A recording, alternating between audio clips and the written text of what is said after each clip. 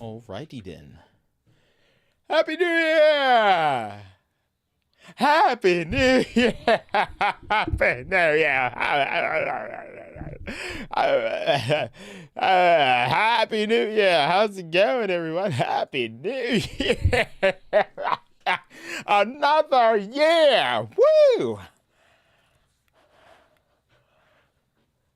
All right! All right! Woo! Oh, my neck. Oh, man, I'm getting too old. I'm just kidding. Happy New Year to you all. Everyone, welcome. Welcome back, ladies and gentlemen. Welcome back to my channel. I am Brandon, a.k.a. Descent, a.k.a. Attempt SK5, a.k.a. Mr. Ling, a.k.a.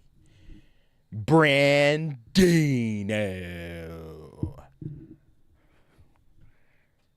That's right.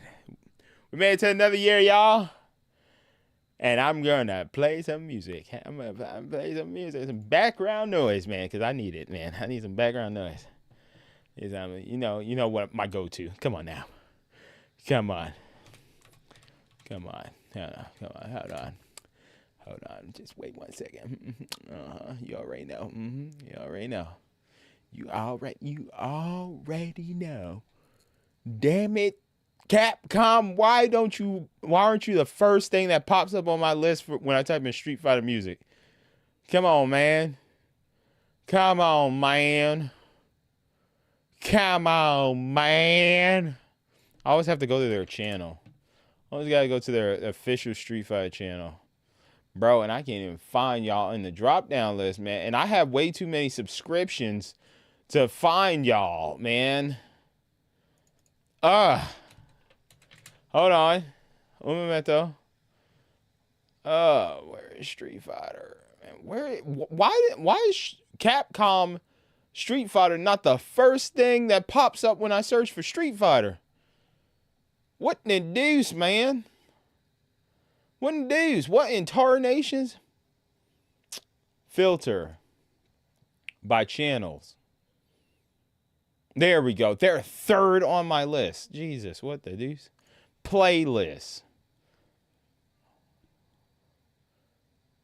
Show me music. Where's the music? I should just like already have this like a quick select, you know. Where is the music, man? Where's the music at? Where's the music at, Street Fighter, man? I'm trying to listen to the gosh thing. I'm about to just click one of these playlists that these other content creators created, man, because y'all I can't find what I'm looking for. I'm trying to find soundtracks, man. Yeah, it used to be on their channel. They used to have a playlist. I don't see it. Gosh dang, man. Yep, I'm gonna have to use like one of these content creators playlists. Dang, sorry Capcom. I wanted, or Street Fighter, I wanted to support you, get some views, some easy views, but y'all don't have your damn music playlist set up, so I gotta go find someone else. So Viper Krebs, we on with you. Yeah. All right. All right.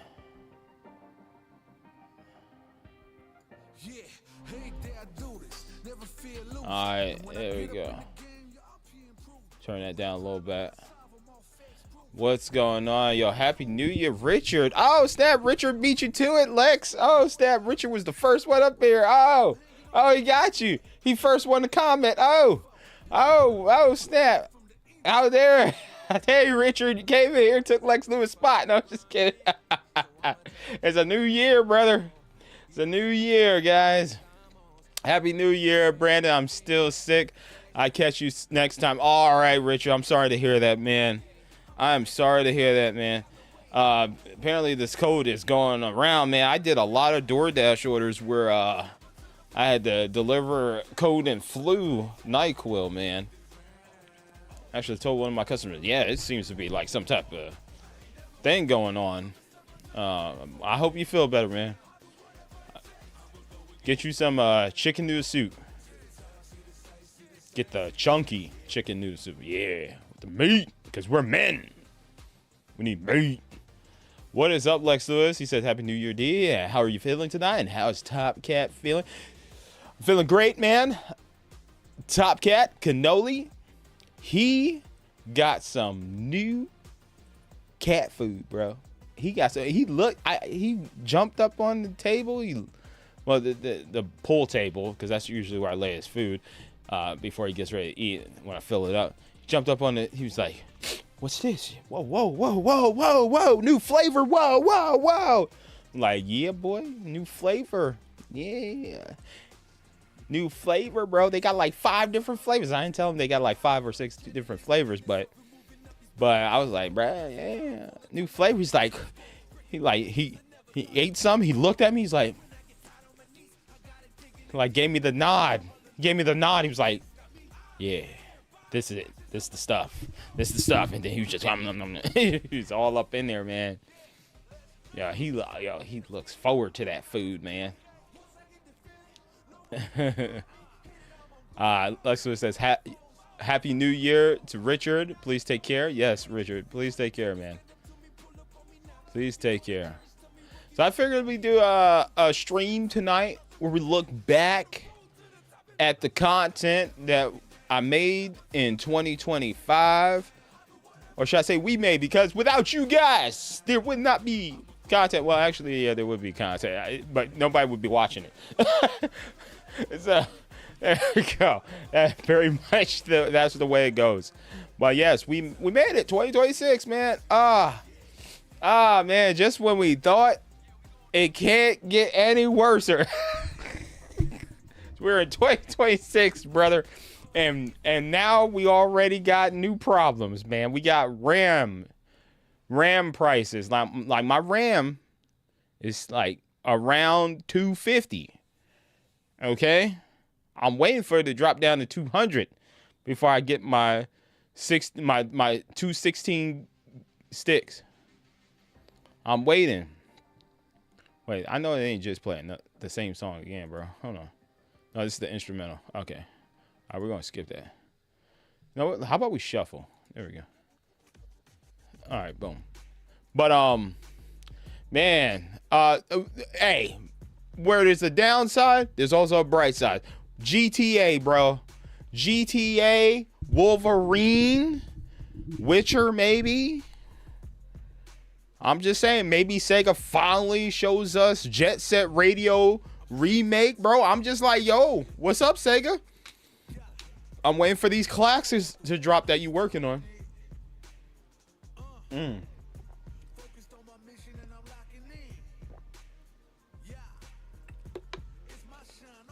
All right, but yeah, man. There's always an upside and a downside. to everything, you know. So it is what it is. Let's switch on over. Boom.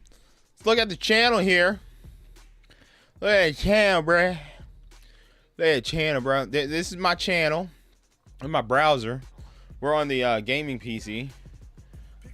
We gotta sort by year. Can we sort by year? I don't know if we can sort by year. No, we can't. What was the last video? Last video added. Oh, last video added. What does that mean? Ah, reaction. Ah. So let's take a look back, guys. Gosh, let's take a look back. Let's see. We gotta go through videos. What's my oldest video on the channel?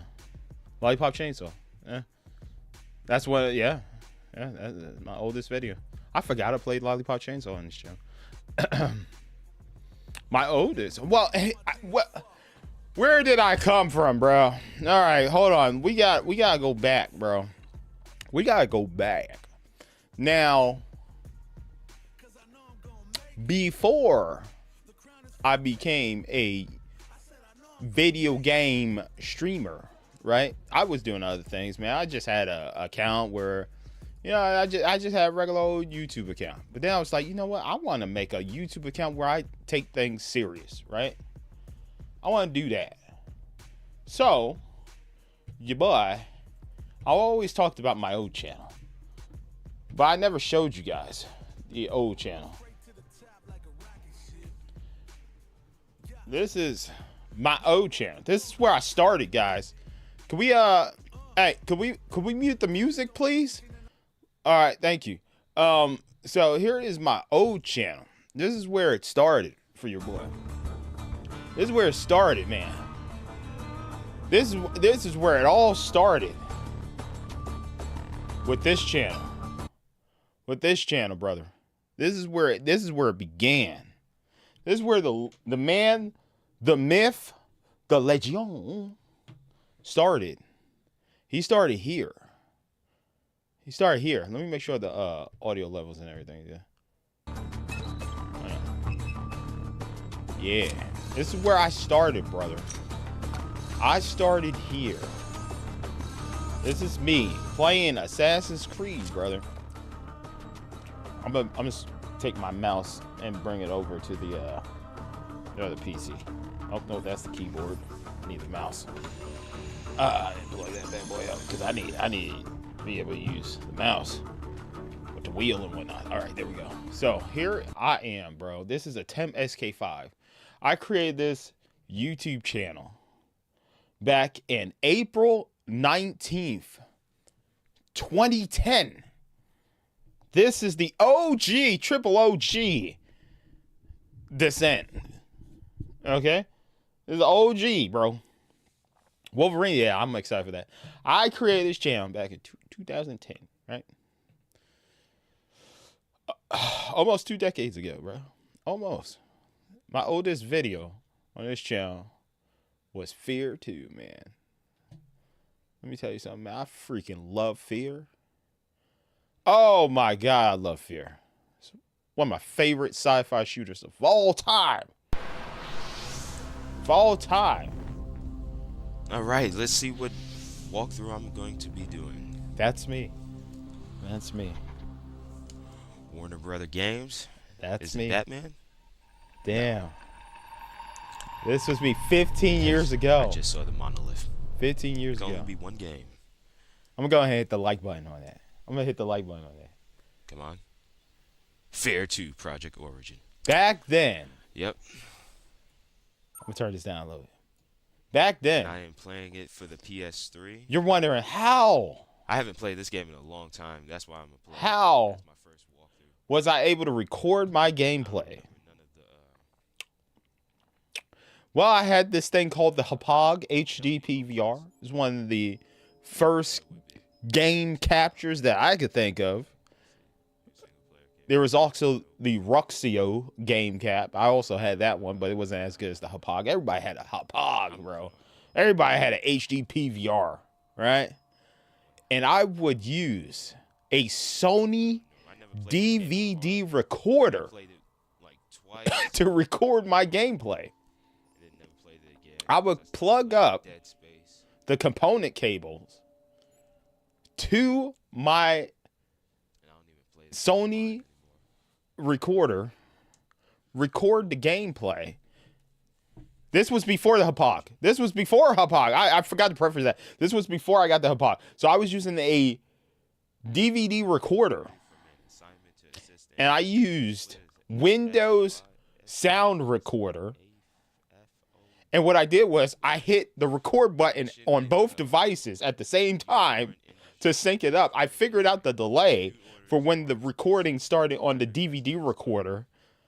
And then I synced it up using Windows Movie Maker. Y'all remember Windows Movie Maker? Because I do. Man, and I would sync up the footage and I would upload it in little like 10-minute clips or 10-minute videos, because back in the days, you couldn't have these long extended videos on YouTube. You couldn't have it. You can only do like 15 minutes or so. But yeah, man, look at your boy. This was 720p, bro. 720p. BranDino. 15 years ago, bro. Now, probably wondering, why would you let such a iconic channel go away, bro? Why? Let me tell you something, man. Copyright claims. Copyright claims became a huge thing that destroyed a lot of channels, man. It's destroyed a lot of channels. And this channel was at risk of being taken down. So I said, nope. I'm not going to take that chance. Not going to take that chance. Now, I can't remember if I was with Machinima before this or after. Well, there's one way to find out. Let's click a video. Boom. So I was not with Machinima. It wasn't until I created my other channel that I became a partner with Machinima. So I was using Google AdSense at the time. And Google was like, yo, you have to stop the AdSense on your channel, man. Getting a lot of copyright claims. It's like, bruh, this sucks. I don't want to lose this channel. So I created another channel. But let's look at this channel real quick. Like, when I say I was heavily into Assassin's Creed, I was heavily into Assassin's Creed, brother. Like, the multiplayer on here was just, my community grew, man. My community grew with this. This right here. This is where I gained the audience. Now, I don't know if I'll ever see views like this ever again. Ever again. Ever again. Because I've been on the grind for years trying to get back to where I was. But it's hard, man. Especially with more new, young content creators. Even older ones. There are some people that still streaming to this day that's old school. And it's just a lot of us. There's a lot of us now, man. But man, 57,000 views, 87,000 views, 31,000 views, 19,000 views, 22,000 views, 17,000 views, 47,000 views, 113,000 views, man. And I don't think I could get there, man. Because back then, there weren't that many people doing this. But now, everybody and their mother literally is doing this. So yeah, I didn't want to lose this channel. This channel is so damn iconic, bro. It's so iconic, bro. I was one of the first people to kill it on Assassin's Creed, bro. Oh, man, Assassin's Creed multiplayer. To be this guy. It was a legend. Really? It was a legend.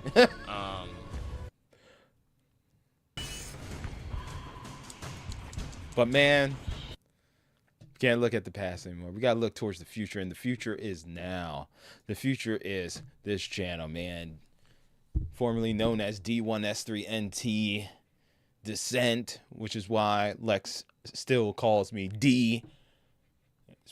Probably not just because BranDino. Hey, that kind of works too.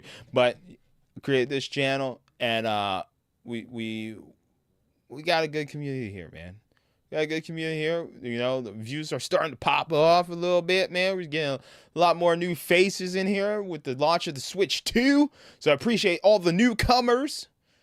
You know, I didn't try to stick to one game. I could go back to playing Call of Duty. I could go back to playing Assassin's Creed, but I don't think those have huge followings anymore.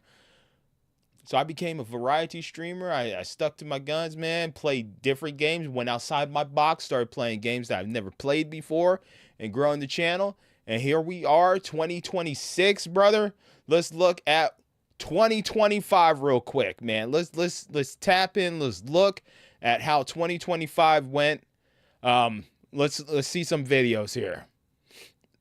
I don't know where it started this year with or last year with 2025, but let's try to figure it out, man. Let's try to figure it out. I don't think it was Marvel. No. Okay, so it was right here. Marvel Rivals. Yeah, it was Marvel Rivals, man. Man, I wish I could come back to this game. I don't have time to. I would love to come back to this game, dude. But yeah, my whole thing with it was I wanted cross progression because I couldn't choose what platform I wanted to play on. Like I wanted to jump, I wanted to play it on everything because I had the Xbox Series, which is sitting right here. I have the Steam Deck, you know, and now with the Switch 2, they got Marvel Rivals, bro. So hopefully, I don't know if they added cross progression on multiple platforms. I don't know if your account is still tied to one platform, but I did go hard in the paint on PC, and now I got the new gaming PC, so I guess we'll continue there. But yeah, man, this was a great start to the year, man. Marvel Rivals, my God, I freaking love this game. As somebody who put over 200 streams into Overwatch, man, I was looking for something new, that my new addiction, and it became oh, look how short my hair is. Oh wow. It was Marvel Rivals, man. Marvel Rivals, man, it didn't come out this year, dude. It did not come. I mean, we can actually look down here if you hit more, it'll tell you when it came out, 2024. But man, this start of the year for us, man, we got heavily into Marvel Rivals. We was battle pass grinding, man. It was my baby Scarlet Witch, Iron Fist, man. It's such a good game. I want to get back into that, and hopefully they added cross progression between the platforms, because I do want to play between like Switch 2 and my PC. So hopefully I can, man. I look forward to coming back to Marvel Rivals, brother. We did the Candy Con. I talked about this recently. Recently, the controller has been pissing me off, and it hasn't been it wasn't the controller. I figured out it wasn't the controller. It was the game we was playing had a input delay. But I'm back to using the Power A Xbox Series X microcontroller because it's a nice small form factor. I like it. But I mentioned this recently that I went to my storage unit because recently, Black Friday, GameStop had a nice little sale on this stuff right here. And yeah, man, I think it's a decent quality controller. I know it did the worst as far as latency on Linus Tech Tips controllers video that he did. But I still like it. They have interchangeable plays. They got like Mickey, Disney characters, Toy Story, Pixar. They got GameStop exclusive faceplates. They got Teenage Mutant Ninja Turtles, Mickey Mouse, Transformers faceplates and stuff like that. Yeah, I still like the controller, but I got the Xbox Series microcontroller. Alien Being YouTube says, "Yo, Brad." What, Brad? Oh, yeah, sure. I'm Brad. Happy New Year, bro. I was wondering, when are you going to play Need for Speed Most Wanted on a GameCube version you have? Oh. Well, ladies and gentlemen, Here's like 5 games this year I'm looking forward to. Um, as you know, last year, if you watched the content, which we are going through, I started playing older games. I started going back into the backlog, pulled out the GameCube, pulled out some 360 games. Been playing that stuff. Been playing games that I already own instead of buying a lot of new games. It wasn't until everything just started pumping out around like September that I started buying new games and whatnot. And I want to get my Game of the Year list together. And actually, 2026, it's going to be an easier Game of the Year list for me because I'm not really anticipating too many games for Game of the Year. For 2026, there's not too many announcements that I know of that it's going to fill up the entire 1 to 10 on my list. But maybe some other stuff will drop this year. We don't know. We don't know. We'll see what happens. But I am cutting back. I cut back on the spending last year. It wasn't until the Switch 2 came out. I bought some games and whatnot. But even then, like with the whole key card situation, I wasn't really buying new games or third-party games or anything. Everything else I was just buying on PC at this point because like physical media is pretty much dying. You know, I do support some developers that put their full data on the cards. As far as Xbox Series X, I don't buy any more Xbox Series X games because they don't put all the content on the disc. So yeah, I've been looking at the backlog, man, and we're gonna play Need for Speed Most Wanted. I can't guarantee that it will be this year because I have a huge arse collection that I showed on stream of Xbox 360 and Xbox Series and Xbox One games that I want to play, and then I have a huge Steam library. But as far as the backlog, old ass games, Amp 3 and X-Men Dimensions or X-Men Destiny, X-Men Destiny are the 2 games that I'm focused on right now. I have been getting the itch to get back into Need for Speed. I did say I would love for a new Need for Speed to drop, and yeah. We got Forza Horizon. I got that. But I don't really trust Microsoft too much right now. I'm kind of worried for Gears E-Day. So, yeah. Need for Speed Most Wanted. Most likely it will happen this year. I've been getting the itch to go back to Carbon, too. Yeah, I did say that. So, yeah, maybe Most Wanted feed that hunger I have for some Need for Speed content. Maybe I'll do Payback. Wait, I did Payback. No, shoot. Maybe I'll do The Run. Need for Speed The Run. What's the one with Christina Milian? Which one is that one? Which one is that one? I forget. I like that one. Because Christina Milian. But yeah, man. There will be some Need for Speed content this year, for sure, definitely. I did bring all my games to the front of my storage unit. I do know where my GameCube is. I think I do. Yeah, it's in the bag that's near the front as well. So I do know where my GameCube is. I've always had my my GameCube capture equipment or component cables and whatnot. I have that stuff close by here somewhere in one of these bags. So yeah, we could do some Need for Speed Most Wanted on the GameCube. Hell yeah, with the adaptive controllers. I love that shit. But yeah, man. Here I am. Yeah, putting my controller together. You see that, man? Look at that. Putting it together, snapping everything in, buttons and whatnot. CandyCon. That was I had the GameStop employees choose the faceplate and the buttons and stuff for me, and it looked nice. It looks nice. It looks like a nice controller. I just recently bought the onyx color and the pink color. So yeah. Super light, yeah, super lightweight. It has Bluetooth for Switch, and then you can use the USB adapter for PC and whatnot. Call of Duty. Call of Duty. We played a hell of a lot of Call of Duty. Black Ops 6. By far the best, most recent Call of Duty. Actually, shout outs to my cousin Mark. Spoke to him today. I texted him. But he switched up. He's the one that, I've showed you guys his YouTube channel before.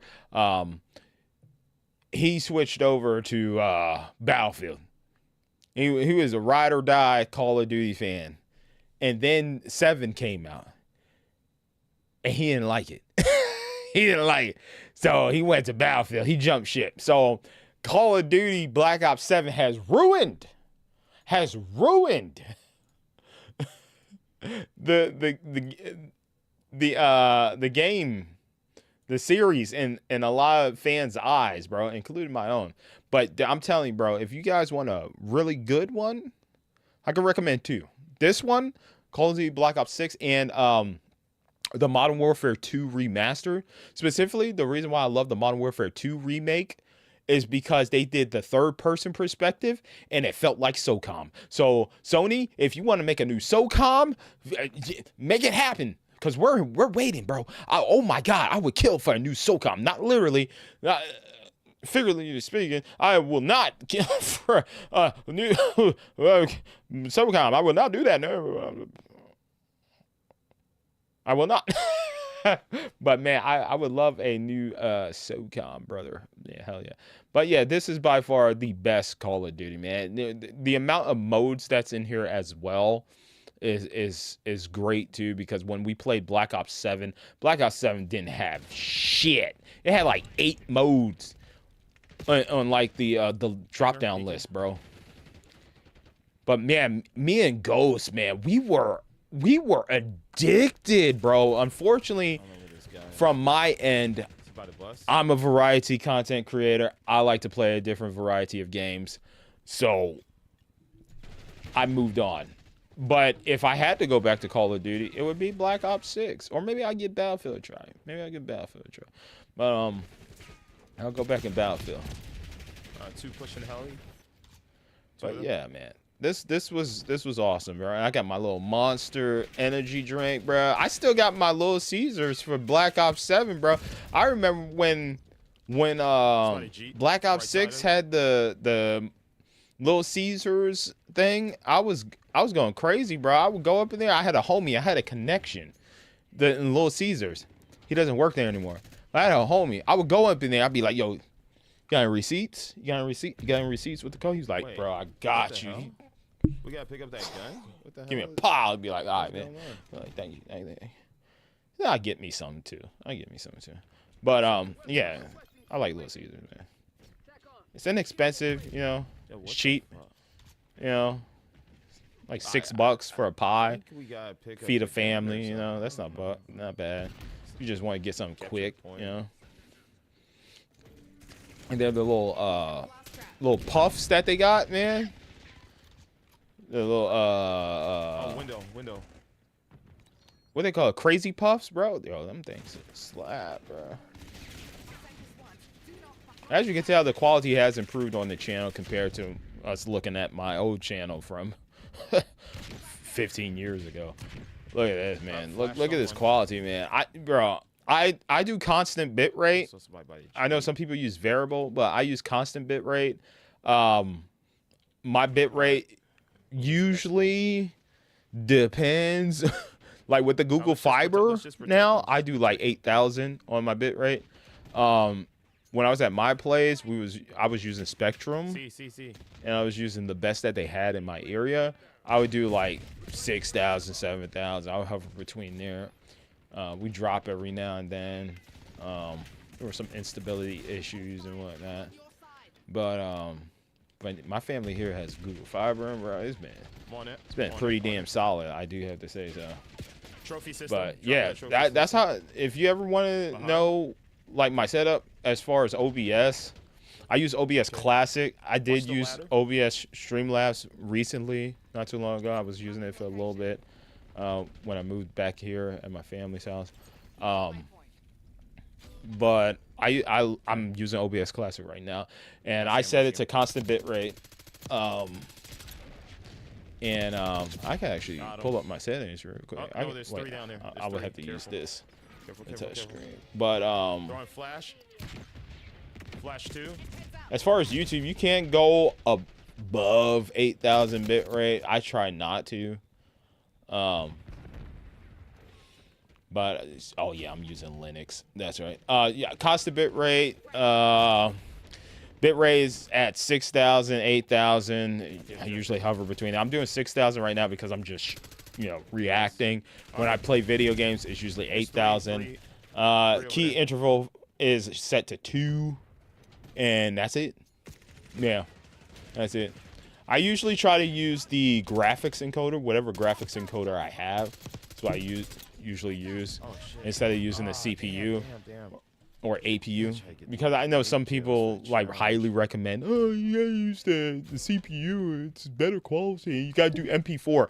I use MKV, and I'm gonna tell you why I use MKV. Here's I'm gonna save you some hard shit, bro. Okay, because I had to look this up myself. Hold on, let me go to my recording section. All right, so recording, it's the same. Recording, though, my bit rate, I set it either between 24,000 or 26,000 bit rate. Now, keep in mind, at 1080p, it's going to eat up a lot of space on your hard drive, depending on how long you're streaming for, especially if you do 4K. 4K, oh my God. Oh my God, it's going to take up all your shit. But I do 1080p. 24,000 to 26,000 kilobytes per second on my bit rate.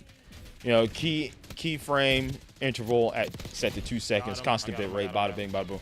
That shit eats up so much space. That's why the other day, matter of fact, I still got to edit that footage. We streamed freaking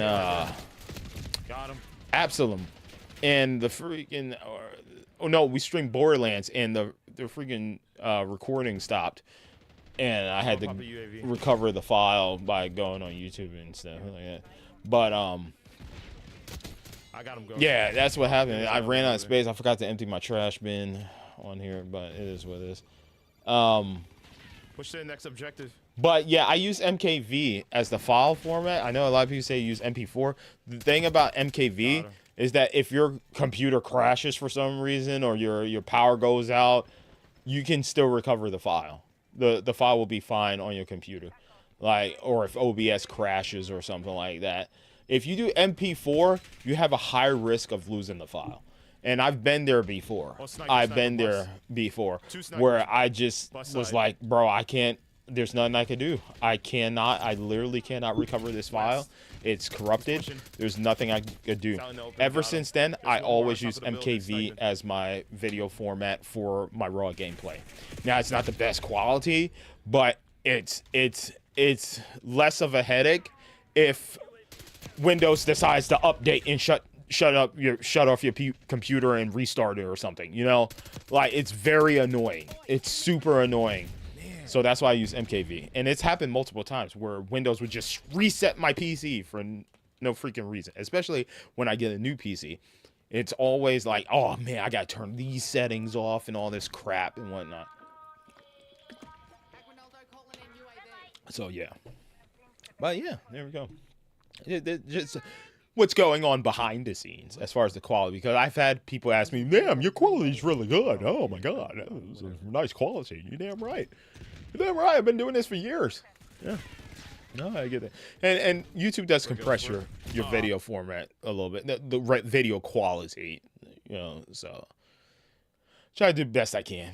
And then we played some Astrobot this year, man. This super fun game. There's some games from 2024 that I played here that rolled over. Just like this year, a lot of games that I started towards the tail end of last year, and some games that I started early last year, like Assassin's Creed, I'm going to be playing this year, obviously, because I never finished them.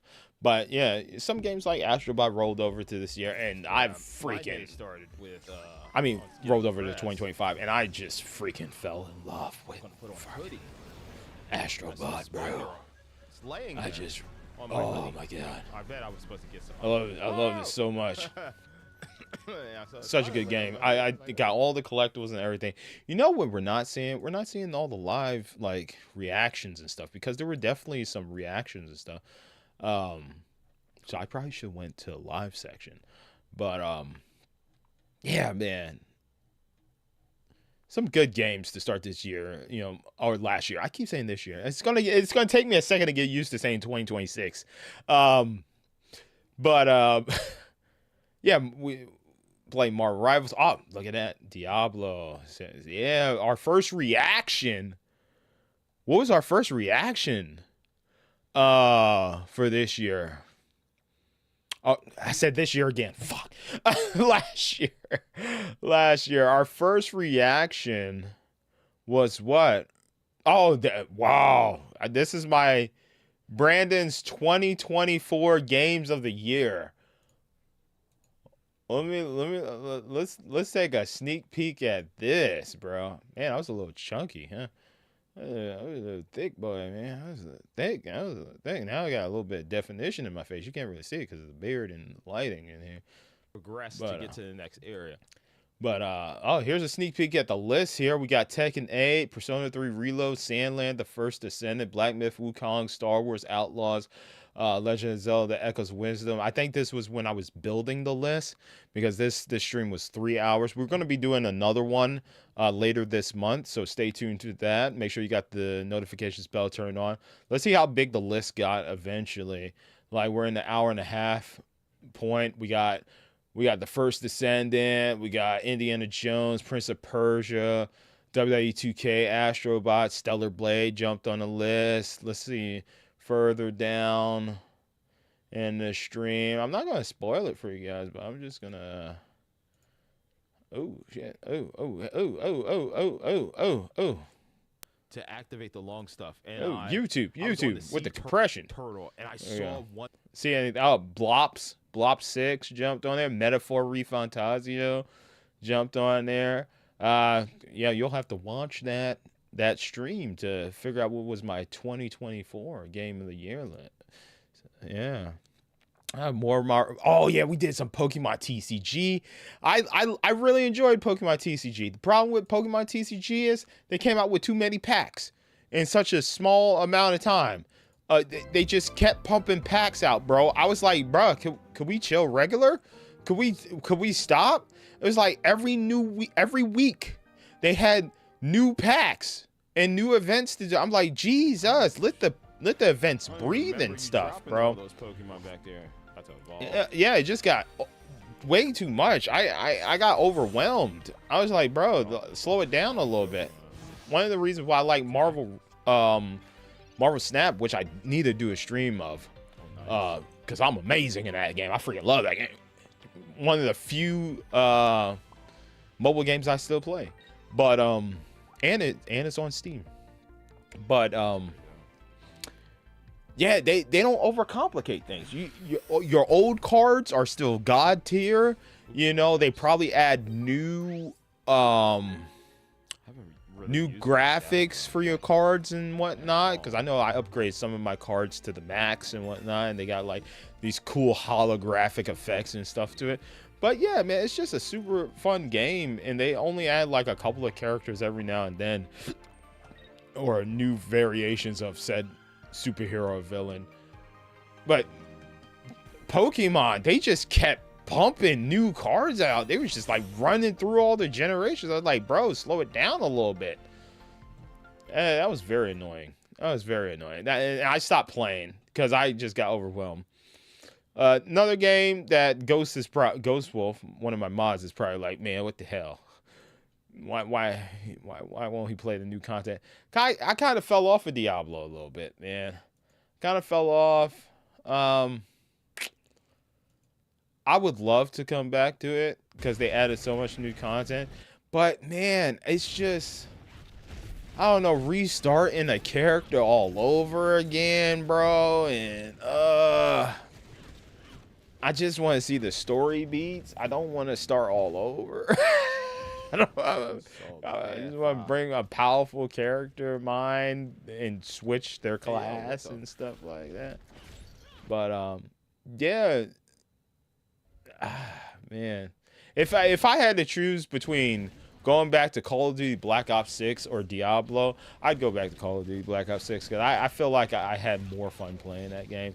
As far as games that me and Ghost was playing, I would rather go back to COD Blops 6.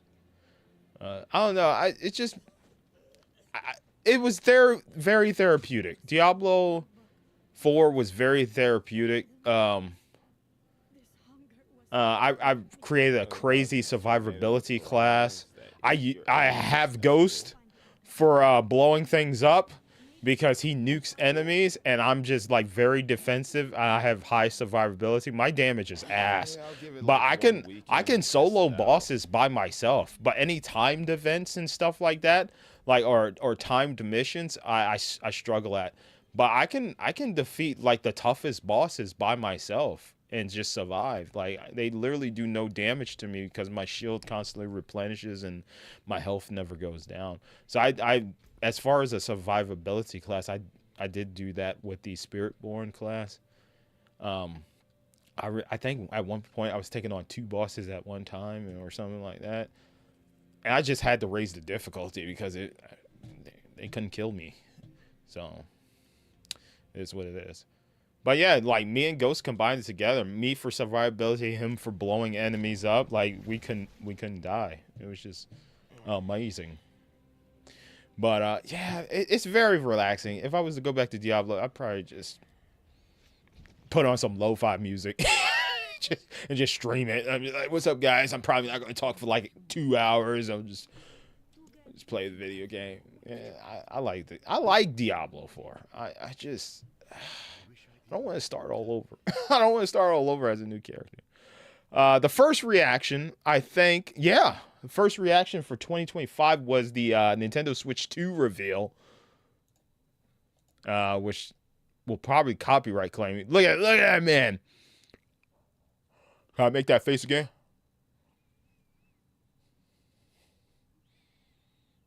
Oh, wow. Yeah. Super excited for the Switch 2. Man. I love my Switch 2. Switch games only. I haven't bought too many physical games for it. I mean, GameStop just dropped their buy 2 get 1 free not too long ago. I don't know if it's still going. And I looked at even the old Switch library. I was just like, man, these games too expensive. They're too expensive, bro. I was literally like, man, and I was like, man, I own that. I have that. I used to own that. I don't want that again. Oh, I own that one on another platform. I own that one on multiple platforms. I was just looking at old Switch games, and I'm just like, everything's so expensive, and I own most of them on other platforms. I was just like, I don't like it. So I really haven't bought anything ever since I got a new gaming PC too. I haven't looked at the eShop in a minute to buy any games on sale or anything, because there was a point where I started building my Switch 2 digital library, because I was just like, all right, screw these developers. If they just want to, they don't want to make physical, I'll just wait for the games to go on sale in the eShop. I'll just buy it digitally, so it is what it is. Yeah, man, the only game I'm playing right now is Hyrule Warriors Age of Imprisonment. As I'm looking forward to Tamagotchi Life. I would prefer Animal Crossing over that, but yeah, we're not getting a new Animal Crossing. There's just like, now that I think about it, there's nothing really coming up for the Switch 2 that I'm super excited for. Yeah. Even when I look at what's to come as far as big games, it's not by third-party developers. There's nothing that I'm interested, besides maybe Requiem, Resident Evil. Besides that, there isn't anything else, even third-party wise, that I'm super excited for the Switch 2. Hopefully, we get a direct here soon, because I'm starting to look at my Switch 2. Like after I beat Hyrule Warriors Age of Imprisonment, I think that's all the games. I mean, I could go back to Cyberpunk, right? Because I had tested it out, booted it up when it launched. I'll restart that. play through as my corporal character. Because I don't remember how they play that game really. But it's been way too long, so I'll start a new character, a female character this time, because I originally, when I first did it on PlayStation, created a male character. I think I'll do a female corporal this time. I was a street kid, and I never played the DLC, so yeah, man, I don't know. There's just nothing coming up. Nothing. Damn, I can't think of anything besides Tamagotchi Life. That Pokemon life sim game, fuck that, dude. Screw that. We had the Xbox Developer Direct. Man, Xbox is just that. If anything, one of my viewers actually asked me, hey, what is your biggest disappointment for 2025? I think truthfully speaking, it's the RAM. It's the RAM. Like, I got a new gaming PC, I wanted to buy some RAM. I'm just like, it's hella expensive. But if we're talking about like announcements, games and shit, it's Microsoft. That what a shitter, what a stinker, dude. What a crap year they had. I can't think of anything that I played that was amazing. I don't think there's anything that Microsoft made in-house, which they rarely do now. They just buy studios like Activision Blizzard and they just say, yeah, that's a Microsoft game now. How about that? You know, it's like no love or life to Microsoft. I see them as just, they're out of the whole race between the three consoles. You know, even Nintendo's doing their own thing, but PlayStation, I don't really remember much like what they released last year. Man, it's just been, these two have just been fucking disappointing, right? Like PlayStation and Microsoft. Dude, even Nintendo to a certain extent. I mean, Nintendo made us pop off for new hardware. Oh shit, new hardware. But technically, it's just like the same shit, but a little bit better. I'm just gonna say it's a bigger Switch, and it's a little bit more powerful. You know, it's still got the same basic ass bitch UI. I mean, I would have loved them to update the UI, maybe add some music up in there like the Wii, you know. But nope, they don't want to listen to us. They don't want to listen to us, man. So it's like really like depressing with all three of them. It's quite depressing. I remember, and this is my favorite era. It's the 360. No, not the 360. No, it's the Xbox, GameCube, and PS2 era, where maybe it was the fanfare of reading like Game Pro and PlayStation magazine, and the Xbox had their own magazine where you get like a little demo disc thing that gives you a bunch of demos and shit. And it was just like, oh man, yeah, gaming's awesome. I think gaming has gotten to the point where it's just like too, like, up its own ass, like celebrity type shit. You know, it's too famous. It's too hot. Everybody's a gamer now. You know, even people that don't play games are like, yeah, gaming. Yeah, I remember Pac-Man. I'm like, what the fuck? Do you know about Blue Dragon? Do you know about Lost Odyssey? Do you know about Legend of Dragoon? Like, what you know about Mad Dash Racing? You know, like, Xenoblade Chronicles, Xenosaga, you know? Yeah, BMX Triple X. No, I'm just kidding. But I heard about Jeff Gerstmann talk about that recently. And that activated me there. Like, man, like, it's just too, like, it's like WWE. It's like WWE right now. WWE is just too up their own ass with all the advertisements and shit. And I'm just like, just get me some gosh damn wrestling. It's like it's like they're talking, they're doing the co-commentary on the match, and they're like presented by Tostinos and Wheatley vodka and all this shit, and then you just got Prime all up in your face, Prime. Yeah, it's just like, god dang, bro, I'm just like, I'm just so sick and tired of it, man. That's why I went back to AEW this year. I'm actually going back and watching the stuff that I missed because, it's on Max, right? Well, for now. AEW stuff is on Max, so I'm just going to watch that stuff there and try to binge watch it, catch up, watch the modern stuff. But as far as WWE, I'll still watch it on YouTube. I told you guys my trick. You go to WWE's channel, just add everything to your watch list, and then you just go to your watch list, you just hit play, and it'll play everything in sequential order. The only thing that's going to be annoying is when at the end of the video, they got their little advertisement for the next pay-per-view or whatever the hell, and it's like blaring music and stuff at you until the next video plays. But yeah, I'm just gonna watch 40 minutes of Raw and SmackDown cut down on YouTube and NXT. And this time I have time to watch NXT because I'm consume everything, boom, through YouTube. And then pay-per-views, I'll just watch the pay-per-views. And then whatever, Steven Larson, listen to their podcast, watch WrestleMania, just watch this stuff to, hear about the botches and shit, that they didn't show in the clips and whatnot. But, yeah, man, I'm not really, I love the wrestlers. I'm not a fan of the product. I love the wrestlers. Obafemi, Trick Williams, like they're coming to the main roster now.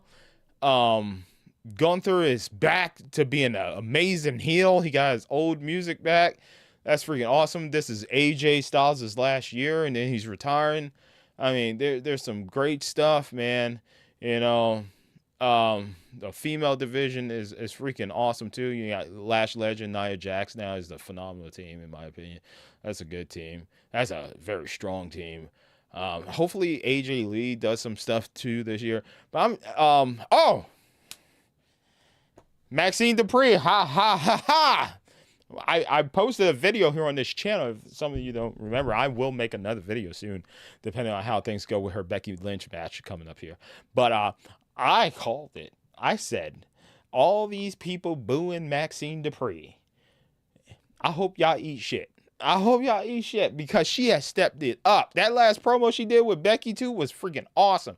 That woman has improved so much in the ring. And I told you guys, wait, give these wrestlers, they're green. These up and coming wrestlers, they're a little bit green. Give them some time. What did I say about Dominic? I said, give him some time. That boy's going to be great. What is that boy? Fucking great. You see, it's time. You got to give them time. Maxine killed it on the mic in that Becky Lynch and Maxine Dupree promo. That was freaking awesome. She had fire, bro. You could see it in her eyes. And she wasn't stumbling on her words. It was really good. Maxine Dupree looked like she would make a good heel, too, in the future. So, maybe Becky and Maxine could team up.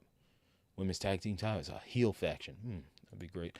But, I called it. I made an entire video being like, yo, y'all need to give Maxine Dupree a chance, bro. She's green right now. She's going to improve. And she has. Her ring work has improved significantly. So, there you go. I am a wrestling fan. I love wrestling, bro. I love wrestling. We played Stellar Blade this year. Or, damn it, last year. And that game was fucking amazing, bro. Well, we continued our playthrough. That game was fucking amazing. Besides the ending part that pissed me off because I thought it was the end and it wasn't the end. And there was still like much more bosses to fight.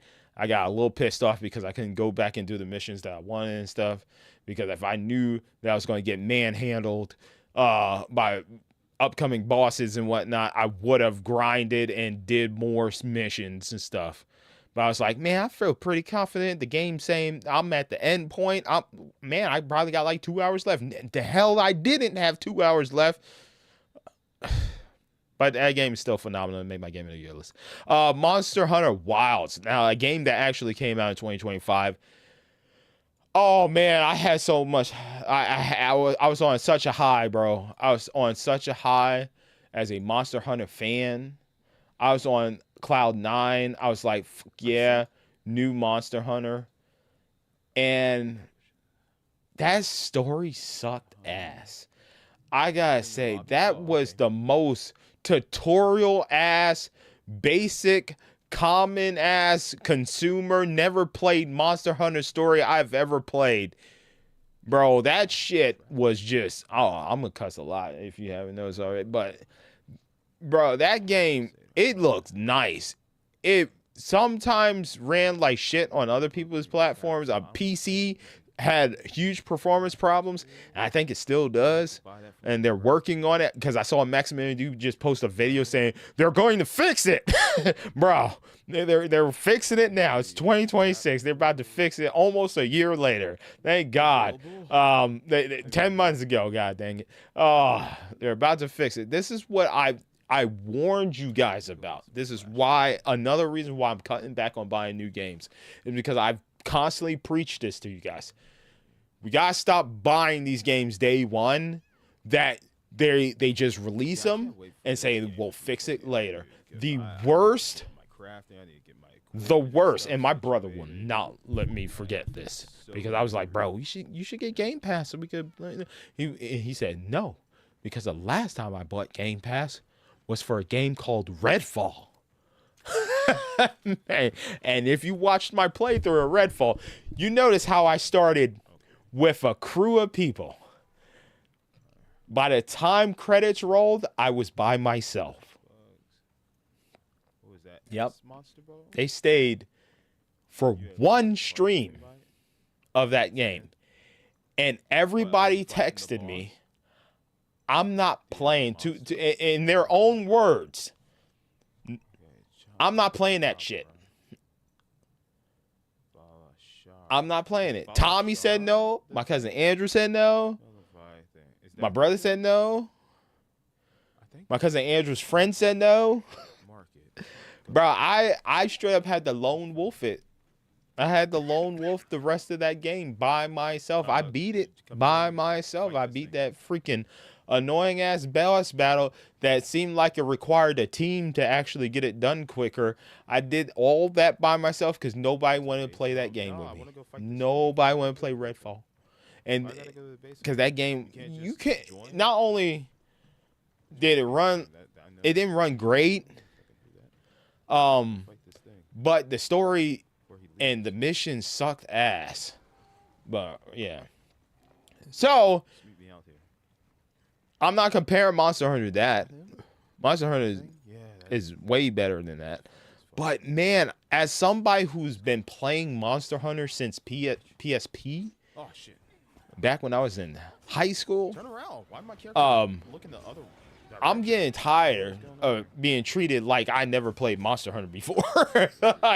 This game really did feel like, oh, we're trying to get more people to play Monster Hunter. This is like the average consumer. We're trying to get the average consumer to play Monster Hunter. I was just like, bro, I couldn't wait to get to the end because everybody was telling me that, bro, the real shit's at the end. That's where you want to be. And we ran through the game. We freaking finished it. Thank God. This was the beta, though. This wasn't the actual release of it, but this was the beta. Now I'm looking at it. But yeah, that game came out, and I played it on PS5 Pro, I think. It was either PS5 or PS5 Pro. I think it was PS5 Pro because I had bought the PS5 Pro because the Astro Bot. Yeah. So that was when I had my PS5 Pro. Yeah, because I'm looking at Stellar Blade PS5 Pro, and when Ghost told me that, oh, I'm playing on the Xbox Series A and it runs great. I'm like, bro, how's your frame rate? He's like, oh, it's great. I was like, motherfucker, I bought this PS5 Pro because I was told that everything's gonna run better than the Xbox Series X, which I still have. Coincidentally, I still have the Xbox Series and I don't have the PS5 Pro anymore. But yeah, man, I was like, I have the Elite, the big dick energy console. There's none better. And he was like, bro, no, it runs the same as yours. I was like, motherfucker, mine is supposed to run better than yours. I paid all this money to have superior graphics and performance. And it's not supposed to look like your Xbox Series. And it did. It looked exactly like it, bro. The reason why I traded in the PS5 Pro is because, one, I beat everything. I beat Last of Us and all that shit that I wanted to play. There was, similar to Xbox, there was nothing coming out for the PlayStation. I was just like, oh my God, I'm getting PTSD for when I had my original launch PS5, which I traded Tommy for this Steam Deck that I use here, way back in the day.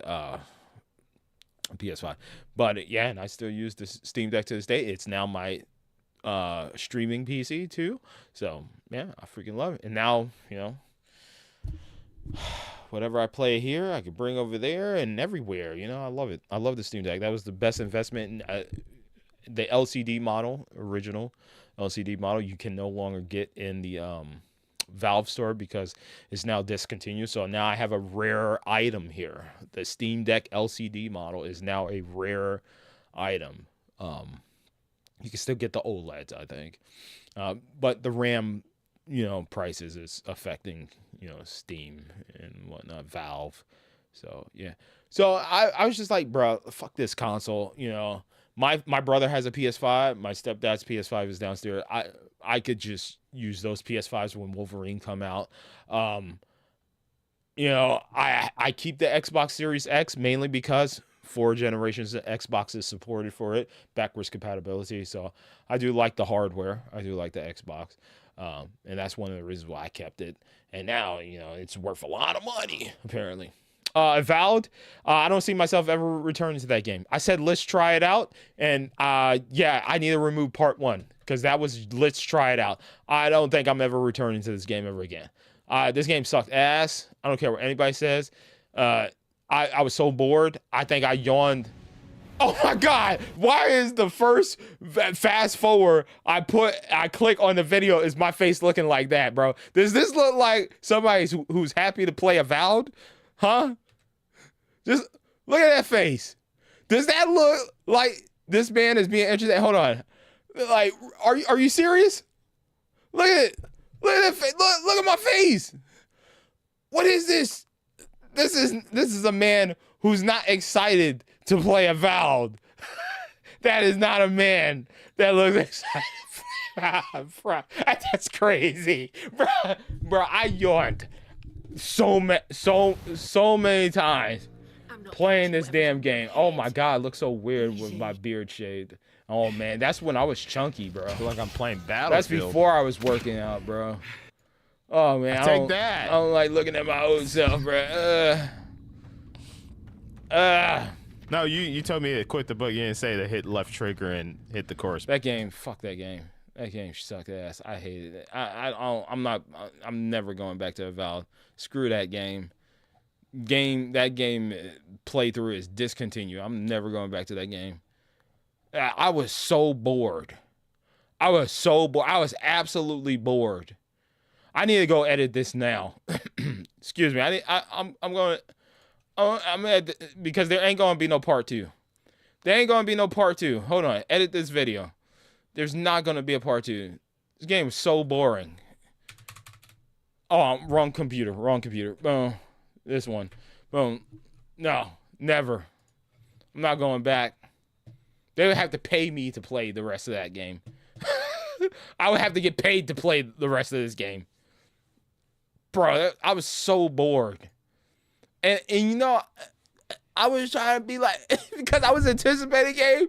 No, at the end of the stream, I was like, man, it can be fun. There's a game here.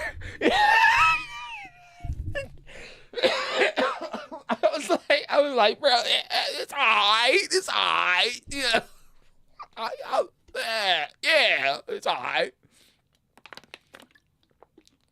Bro, talk about a game that I was highly anticipating, and then I was so disappointed. Oh, and yeah, Monster Hunter Wilds was on my birthday, right? Yeah. Fuck yeah, dude. Yeah. Oh man, Monster Hunter Wilds, man. Like I already said, we spoke in length about it. Yeah, man, if Capcom makes another Monster Hunter, they need to have it where, all right, this shit is for the people that know Monster Hunter, okay? We're gonna fast track you to some good shit. For all you newcomers, you're over here in this lane. Like, divide us, please, because I need it. Bro, I went back to Rise, and then I started seeing articles of people saying, yeah, players have finished Monster Hunter Wilds. There's not much endgame content. They finished it. A lot of people went back to Rise and Monster Hunter World. And then people started showing the Steam charts and whatnot. And it was like 20%, 30% more people were playing Rise and World individually than Wilds.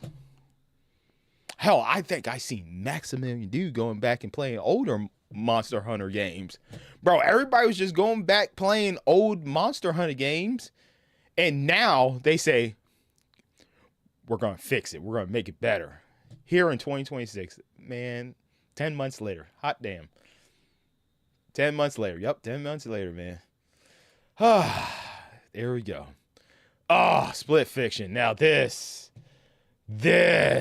oh, bro, this was the game, the game that just took it for me for 2025, bro. This game was so gosh damn fun. It was so damn fun. Speak of the devil, there he is. That was David. Me and David did a full playthrough of this game. My buddy who constantly plays Baldur's Gate over and over again. I think I'm right side up again. Oh, this one was with my brother. Me and my brother are eventually going to continue playing this because he said he never finished it. Him and his friend never finished it. So I'm going to definitely play this, continue our playthrough, me and my brother. But dude, I showed this to friends, family, and I got everybody addicted to it. I was like, bro, this game is so good. This couch co-op game is, and you can play online co-op, and one of y'all could buy the game, and then your friend just downloads the buddy pass, and you could just play. Bro, it's so good. Tommy and his wife played it, bro. Everybody's played this game, and just non-stop praise. It's so good, man. Split Fiction is so damn good, bro. This is definitely making my top 10 games of the year of 2025, bro. This was so fun because you don't really get games like this old school, like just platformer, just action adventure. It's just was super fun. Just a different like jumping between the fantasy world and the cyber world and whatnot.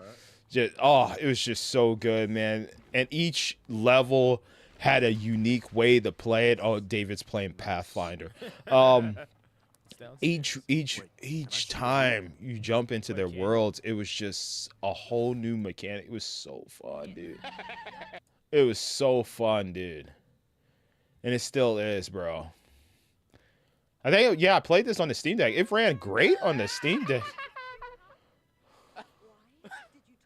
It's so good, bro. God, man. Bro, Joseph Fares, man. Hayes, like, y'all did such a phenomenal job. Y'all just keep knocking it out of the park. They just keep making fun games. It was so good, man. Split Fiction. Oh, yeah. Me and Tommy go into the backlot playing some beat 'em ups. We love beat 'em up games. We love co-op based beat 'em up games. You know, if you haven't watched any of the games we played, there's some treasures here. These don't get a lot of views because they're not super well known games and whatnot. But like, there's a lot of games that we played that you guys probably have not seen yet that that could be like one of the best playthroughs you would have seen in 2025. Hell, go watch a lot of these playthroughs now, bro. Like these games were super fun, bro. Super fun. We played both the Slaps and Beans games. Super fun. That's what me and Tommy do. We look up like co-op games to play, and the unfortunate thing is that a lot of the games that we look up don't have online co-op, so we have to parsec it a lot. But man, they're just fun times, bro. They're just so fun.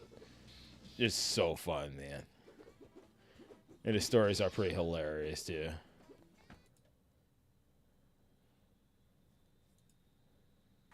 All right, that's us. That's us. Like this is a beat 'em up game, and look what we're doing. We gotta play. I forget what they call this. What they call this for? Us, bro. You. Damn. Oh, you can't let it bounce twice. That was You can't let it bounce. You can't. Yeah, you can't let it bounce twice. All right, so cover center. Oops, I fumbled that. It's alright. We don't have any time now. All right, I got it now, but Okay. you gotta stay in the middle. You can't stay in the back because there's no room. Yeah, we got stuck on this like mini game here. That's a part of the story. Could I kill the time? Oh yeah, I could kill the time. We had so much fun, bro. It's hilarious. That's you. Down. Oh, you should have aimed it down. Nice. Oh my God, dude. Jesus Christ. Get a few of those. Me and Tommy's actually gonna play Suicide Squad, bro. We're gonna play because he said he never finished it. He said he started it, but he never finished it. So we're actually gonna stream that. Woo! Look at that. Let's go. Down by two. Oh my! Happy God, New Year, bro, Kevin. Happy New Year. He hit you with the okie dokie. Okie dokie. It's going in the back.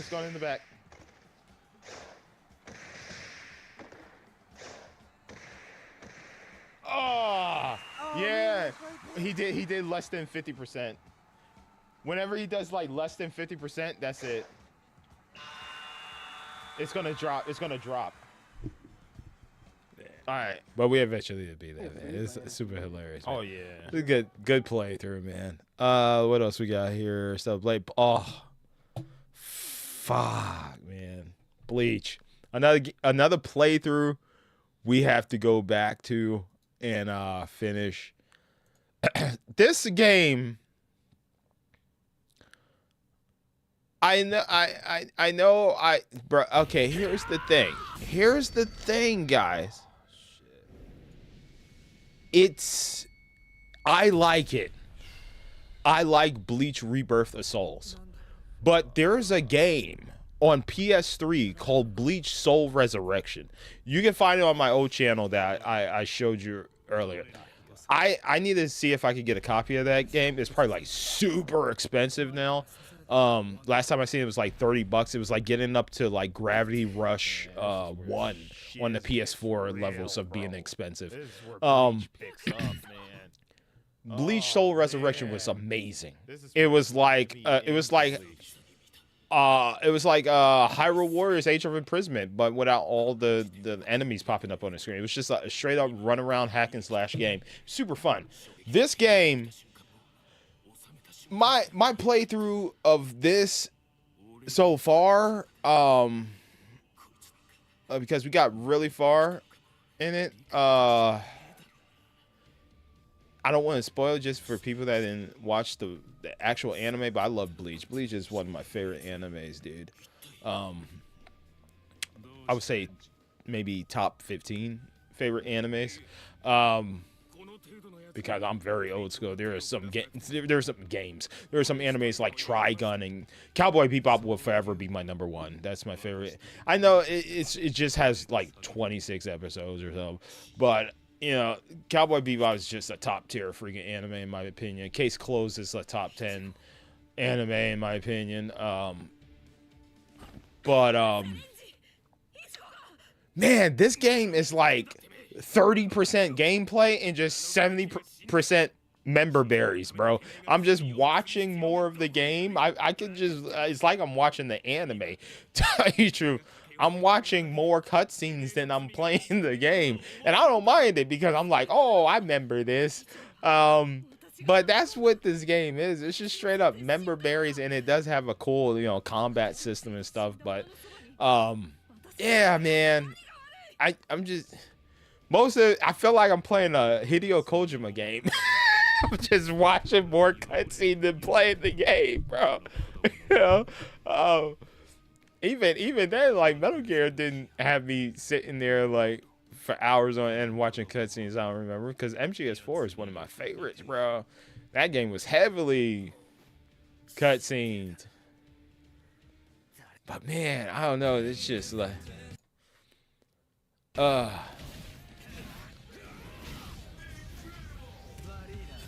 this game is cool, man. I still like it, dude. We gotta go back and finish it.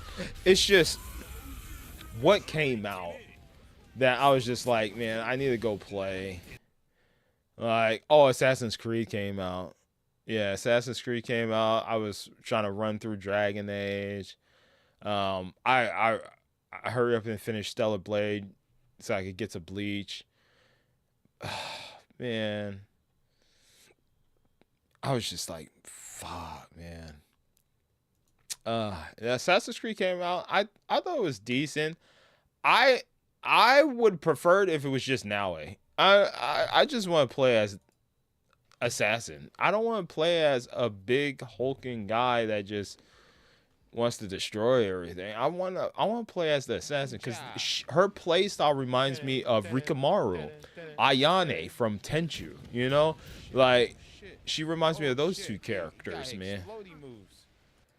That's what she reminded me of, man.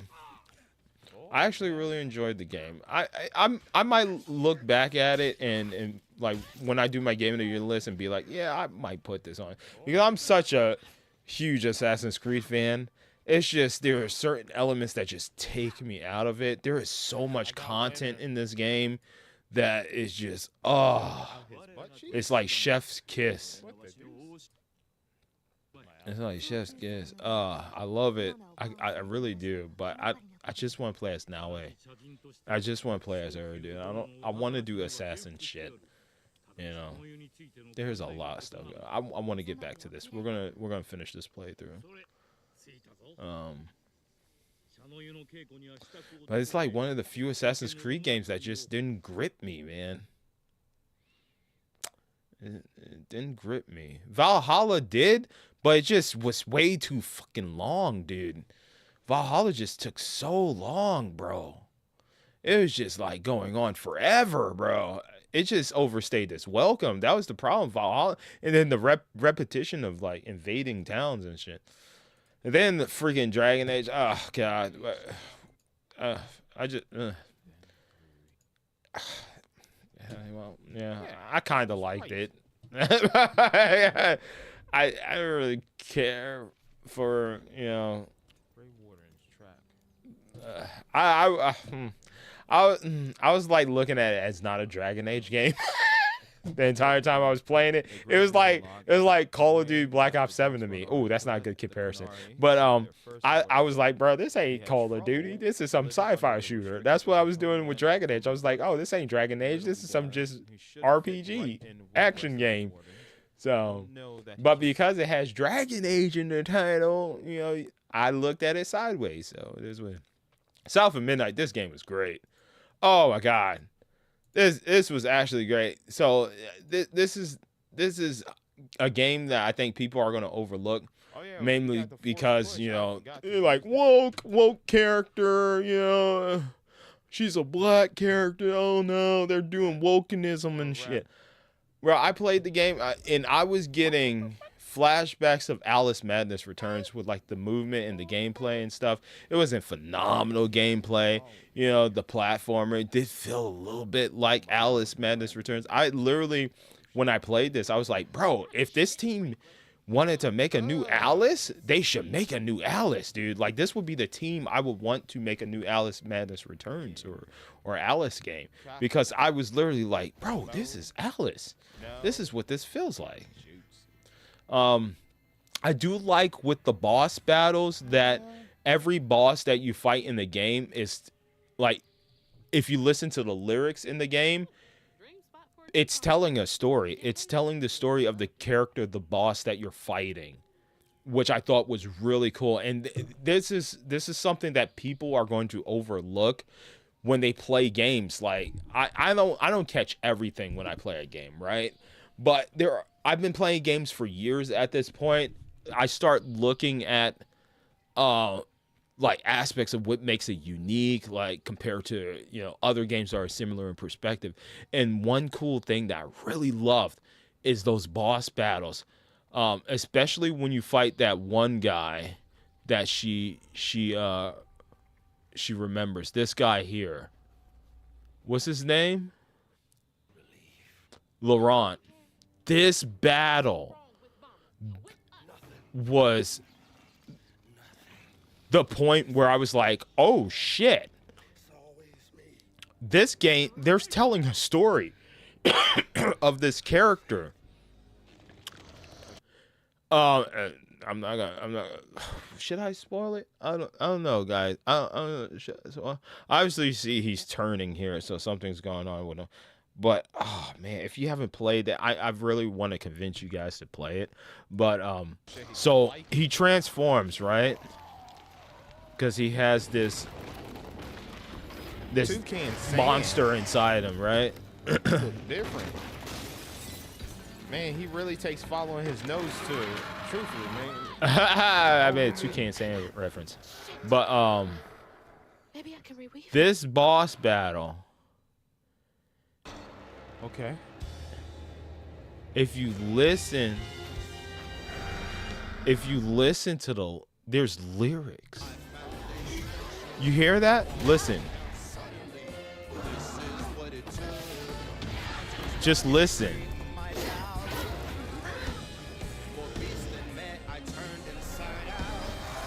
Oh shit. Oh shit.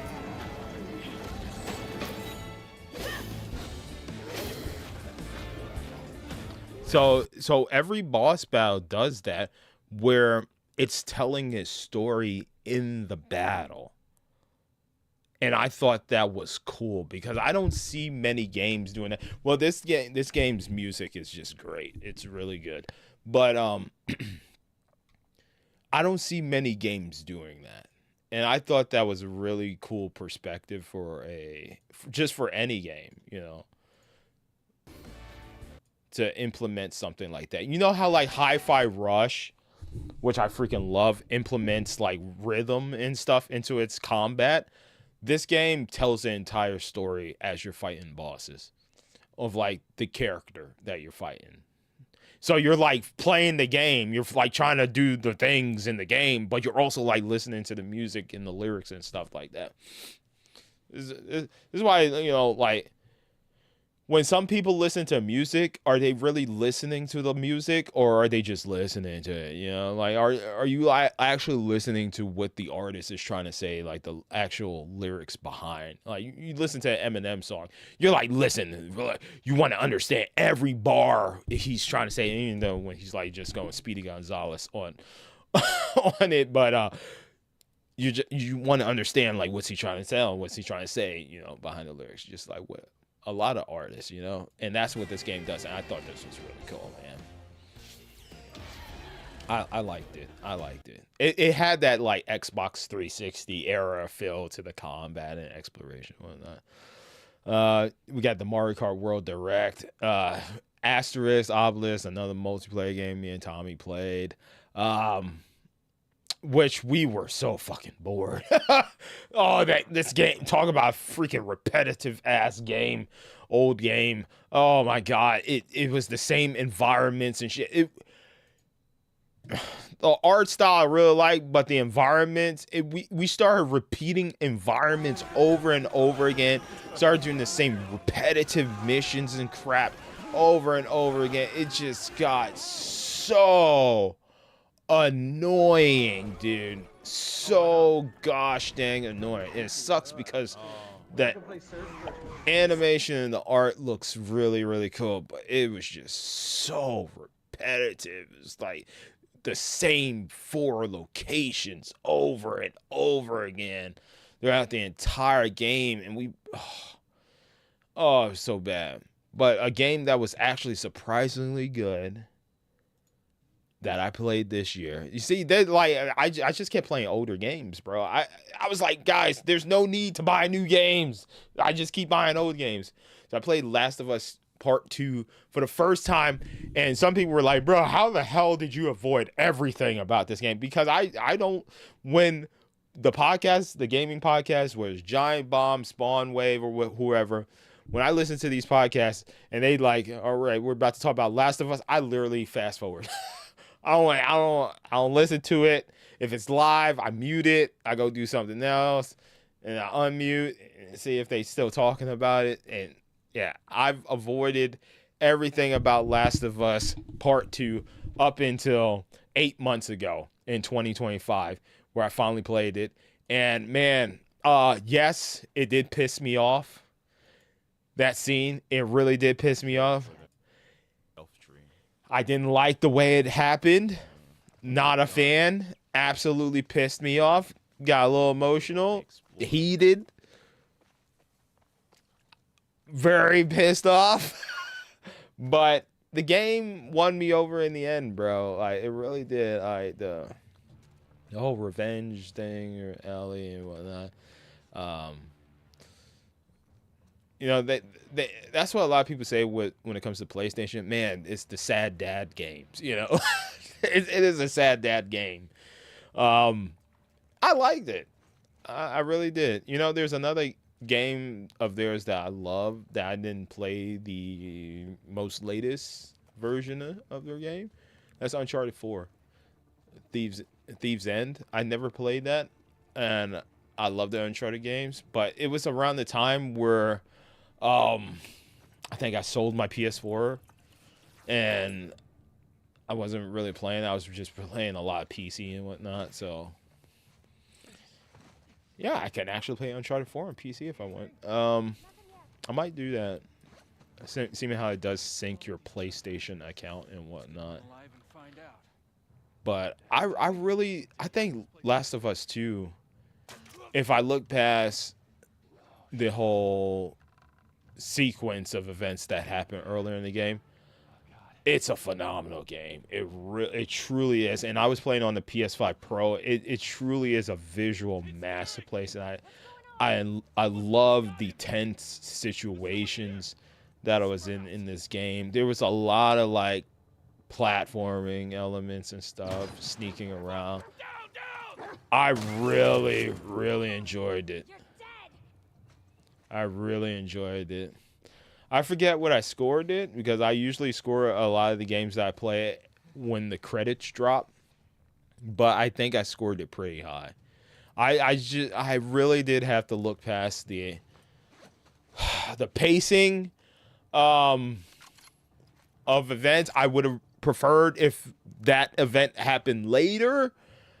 I think I scored it low because of that, but I didn't like really like fist the game because of it. It's truly a masterpiece, man. It really is. It is visually impressive. The environments, it's just, there are some moments that just look hyper realistic, and I'm just like, oh man. And I'm not a graphics whore guy. I say it how it is. I'm like, I don't really care for graphics, but you know, a lot of these Sony exclusive titles, like I played Horizon, for I think there's a big spoiler coming up here, so I'm just gonna pause it. Horizon Forbidden West is by far one of the best visually impressive games I've seen on the PS5 Pro, or I think I played on the PS5 initially. My original PS5. That game, I spent like 40 minutes just looking at the environment. Man, it was wow. It was amazing. So yeah, very good games, good story, good gameplay. You know, it's good. It was good. Claire Obscure, holy spit! This was a game. Oh my god, I really enjoyed it up to a certain extent because I fucking called it, dude. I called it. I literally said I told you guys. I literally called it. I was like, guys, I'm starting to reach my breaking point because I'm the type of person, I don't look up the meta, bro. I don't look up the meta. I don't look up people's broken ass builds and shit like that. I was just playing the game as it was intended. I was progressing through the game as intended, right? And I was like, guys, is this a Souls-like turn-based game? I like at some point throughout my playthrough in one of these videos, after sinking so many hours in it, I was like, hold on, is this a Souls-like type turn-based RPG? And I was like, guys, I swear to God, if this boss in this next area turns out to be a Dark Souls looking ass boss, and the music starts having this like orchestra sweeping it, and he starts one-shotting my team, or she starts one-shotting my team, I'm quitting. I'm quitting the game. And lo and behold, what came to fruition is a Dark Souls ass looking boss, a orchestra sweeping, and then the boss blowing up 2 of my members with one attack. And I said, I quit. I quit. And then I came back. I turned the difficulty down and I beat it. I turned it down. I beat it. Here's the thing. I had just got done with Stellar Blade. I was like, bro, I told myself I would not play any more Souls games for a good long time. I said, I'm so like mentally drained because after Elden Ring, which was god tier, Liza P came out, and that game sort of broke me a little bit because after that, everybody in the under the sun, bro. Everybody under the sun was making a Souls-like game. I had just finished Black Myth Wukong too. I just finished Black Myth Wukong, and then I finished Stellar Blade, bro. And I was getting neck pains, bro, because I was so tense every time I was playing these games. My neck was hurting, like the collarbone area, because I wouldn't relax. Was fucked up for like a month. For like a month, bro. I was cooked.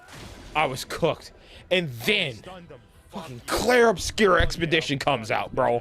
And it's a turn-based. So now I'm not fully in control of my movement. I'm tied to the freaking dodging and parry mechanics in the game. And we all know how I like to play these type of games. I love parrying. I love parrying. So I was like, I'm not dodging. I'm never dodging. I'm just gonna parry everything. So I kept parrying everybody. And then I had developed this thing. Because the game I think was it was Stellar Blade. Stellar Blade, I was like, oh, this game's easy. And I kept trying to do the thing where you parry them to the point where they stagger and shit. So I parried every boss in that entire freaking game. And I can say that I forgot the term they call it, is like the stagger status mode where you parry everything they do. But that was the little mental game I played with myself in Stellar Blade. So I was doing that with Stellar Blade. I could have just beat the bosses as is, but I was like, oh, it's too easy. So I just said, I'm parrying everything. I'm parrying all these bosses until I get that breakaway point, and then I'll cook them. And I did that with Stellar Blade. So I just got done doing that mental gymnastics that I just played with myself in Stellar Blade. And then before that, it was Black Myth Wukong. And then I come to Claire Obscure, and it's a fucking Souls-like turn-based game. And I started losing my shit. I was like, bro, I can't escape this genre. I was like, bro, everything I play is like hyper difficult now. and everything wants to one-shot me. you can see it now. I'm getting pissed off, bro. I was like, bro, I can't escape the highly difficult games, bro. So I was just like, guys, I'm turning this difficulty down, bro. I was just like, bro, I thought this was gonna be Final Fantasy, I thought it was gonna be like 10 or something, Final Fantasy 8 with my boy Squall. I thought it was just gonna be a just straight up turn-based game. But now it got new mechanics. I'm like, oh, okay, cool, parry dodge. But then, motherfucking, the game hides these hyper difficult bosses. Further you get into the game, I'm like, oh my god, bro. Oh my god. They tricked me. I felt lied to when the Black Myth Wukong team said, "Oh, we're not a Souls-like game. We're not a Souls-like game." And then everybody was like, bruh, this is a Souls-like game. And then people had, well, you need to define what you mean by Souls-like game. And I said, it's a live, die, repeat game. That's what I call Souls games. I call them live, die, repeat. You live, you die, you repeat that shit, okay? Until you win. Until you win. Until you win. And yes, there is a certain gratification of beating these difficult bosses. But I was just like, bro, listen. Back in my days, it was From Software, man. They just drop a game, you play it super hard, you beat it, bada bing, bada boom. The next game I play is like Tekken or something, But once Elden Ring popped off, it's like that at every Game Awards. Anytime a specific genre pops off, like Elden Ring pops off. When Elden Ring popped off, and you see, it's high sales, grossing sales, and then a lot of developers like, we need to make one of those. We need, and then how many fucking Souls-like games we got? We got like 20 a year. Since Elden Ring, it was like every motherfucker decided, we're not gonna make Ninja Gaiden or Devil May Cry games. We're gonna make a Souls-like. We're gonna make a live, die, repeat game. It's like, they started following these trends, bro. It's like when Fortnite started printing money, right? What happened? Fortnite, because of its success, fucked over live services for us, man. Completely, because now we get games like Foam Stars. What was that Microsoft game, Bleeding Edge or whatever? Ubisoft is the worst offenders trying to make a live service. They do good with Rainbow Six Siege, and then they fuck it up. They fuck it up, bro. Everybody wants to just print this magical money like Fortnite. So it's just like from Fortnite to Elden Ring, we just start seeing copycats of all these games, bro. We stop seeing originality. And now, end of 2025, that new Black Myth Wukong game comes out, right? Or we see the trailer of it, right? And then we see other games similar to that. And people are like, bro, all these games look the same. All of them look the same. Like Wu Chang Fallen Feathers. Bro, yeah, if you told me that Wu Chang Fallen Feathers was Wo Long Fallen Dynasty or Black Myth Wukong, I would believe you. If you told me this was DLC for either one of those games, I would believe you, because they all look the same. They have that same look, bro. What's that game that Ghost wants me to play? Where the Winds Meet or something like that? I looked at that game. I said, that looks like Black Myth Wukong, dude. Like, all these games look alike. They have the same aesthetic. They have the same design. Those trees look the same. They all look the same, bro. Like, all these games look the same. There are some games that try to switch up the design, like Liza P, or what was that one game, Anotria or whatever. There are some games that try to mix up the style and whatnot, but a lot of those games just look the same. So here's what happened after I beat Claire Obscure. It's when I didn't turn in my Souls card. I didn't turn it in. I know I always say I turned in my Dark Souls card. I turned in my Souls card. I'm no longer a Souls player. I said I'm not buying any other Souls games unless it's made by NeoWiz, Shift Up, or From Software. I just said straight up, I'm not doing this again. Because Bandai doing one, all these other, I'm not playing this game no more. I'm only trusting the mechanics of these games that I trust. I love Stellar Blaze combat. I love Lies of Peace combat. I love From Software's combat. I love the strategicness of From Software. I like the I just love the aesthetic world design of Lies of P. I love that and the combat, and then Stellar Blade is just like my Dragon Ball Z from Software type game. I just love it because you could go ham in those games. That game is super cool, but I'm not trusting anybody else. Like Ghost keeps telling me, "Hey, check out this Souls game," or "Look at this game," or Jeff Keighley is showing a Souls game. I'm just like, "Fuck that game, no." Who's it made by? I don't know them. I'm not buying it. I'm not doing it. I'm tired of being tricked and trapped by these games that want to, you know,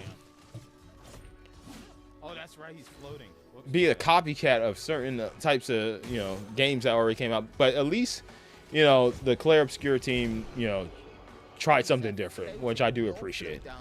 And that story was pretty damn decent. The only thing I truly disliked about Claire, I was not a fan of the open world map. You know, like, not when you go into these worlds here.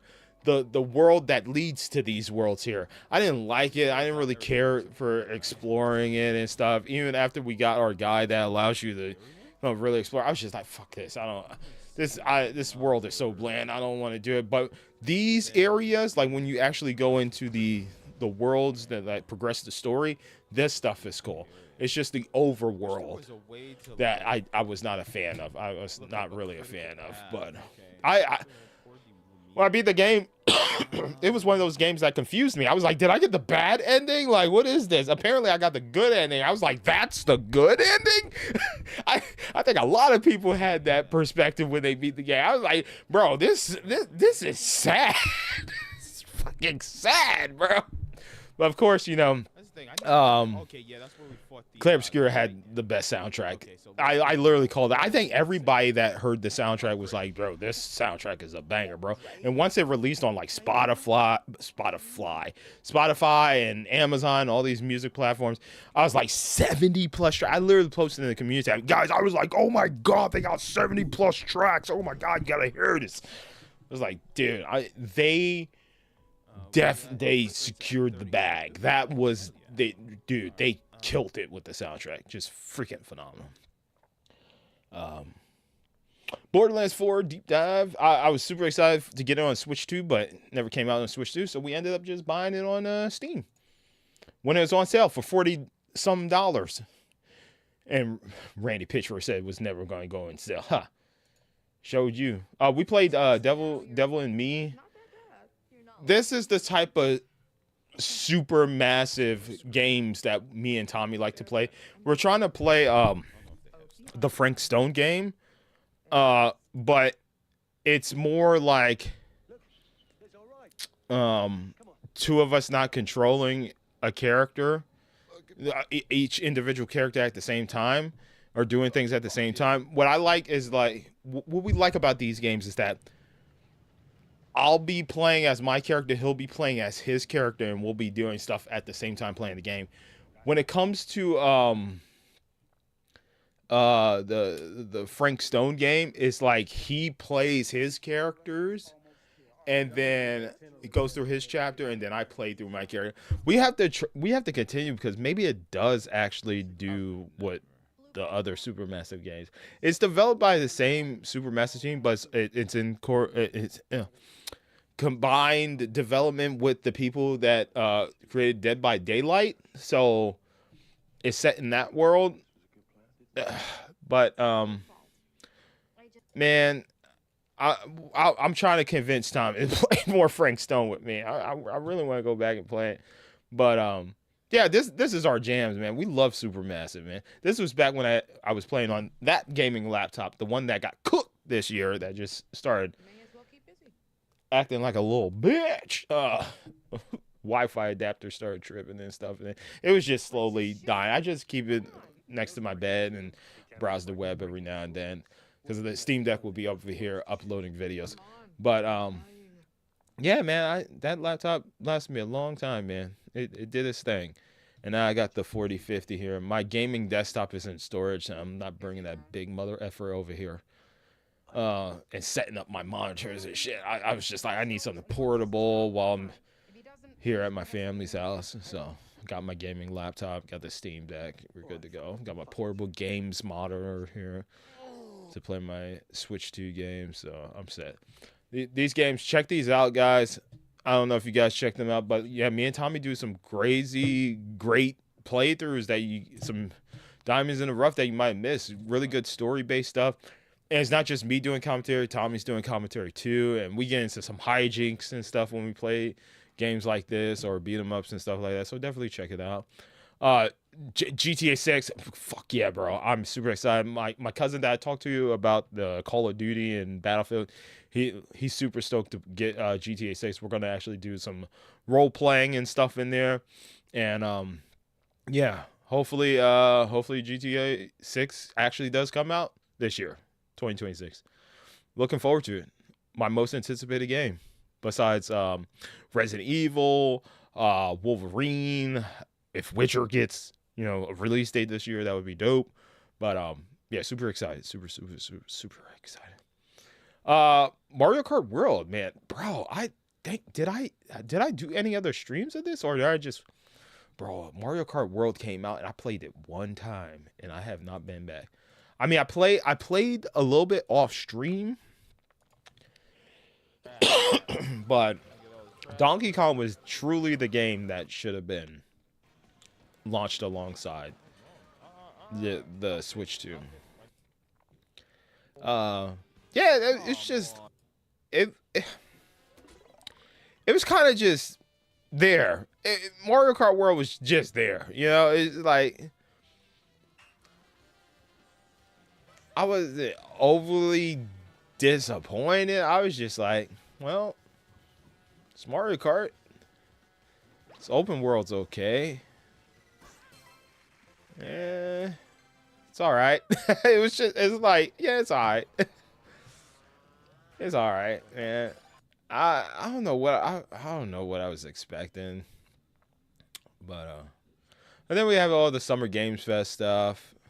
We have the Cyberpunk playthrough, which I actually need to edit and say, like, let's check out Cyberpunk because it runs great, but I need to restart the playthrough because it's been so long. It's been 6 months. I'm just gonna restart the playthrough. I'm gonna just edit it real quick. Just be like, let's check out Cyberpunk. Let's check. Yeah, let's just do that, man. Oh, I'm typing on the wrong computer. That's awesome. It's so cool. I'm literally typing on the wrong computer. Oh God.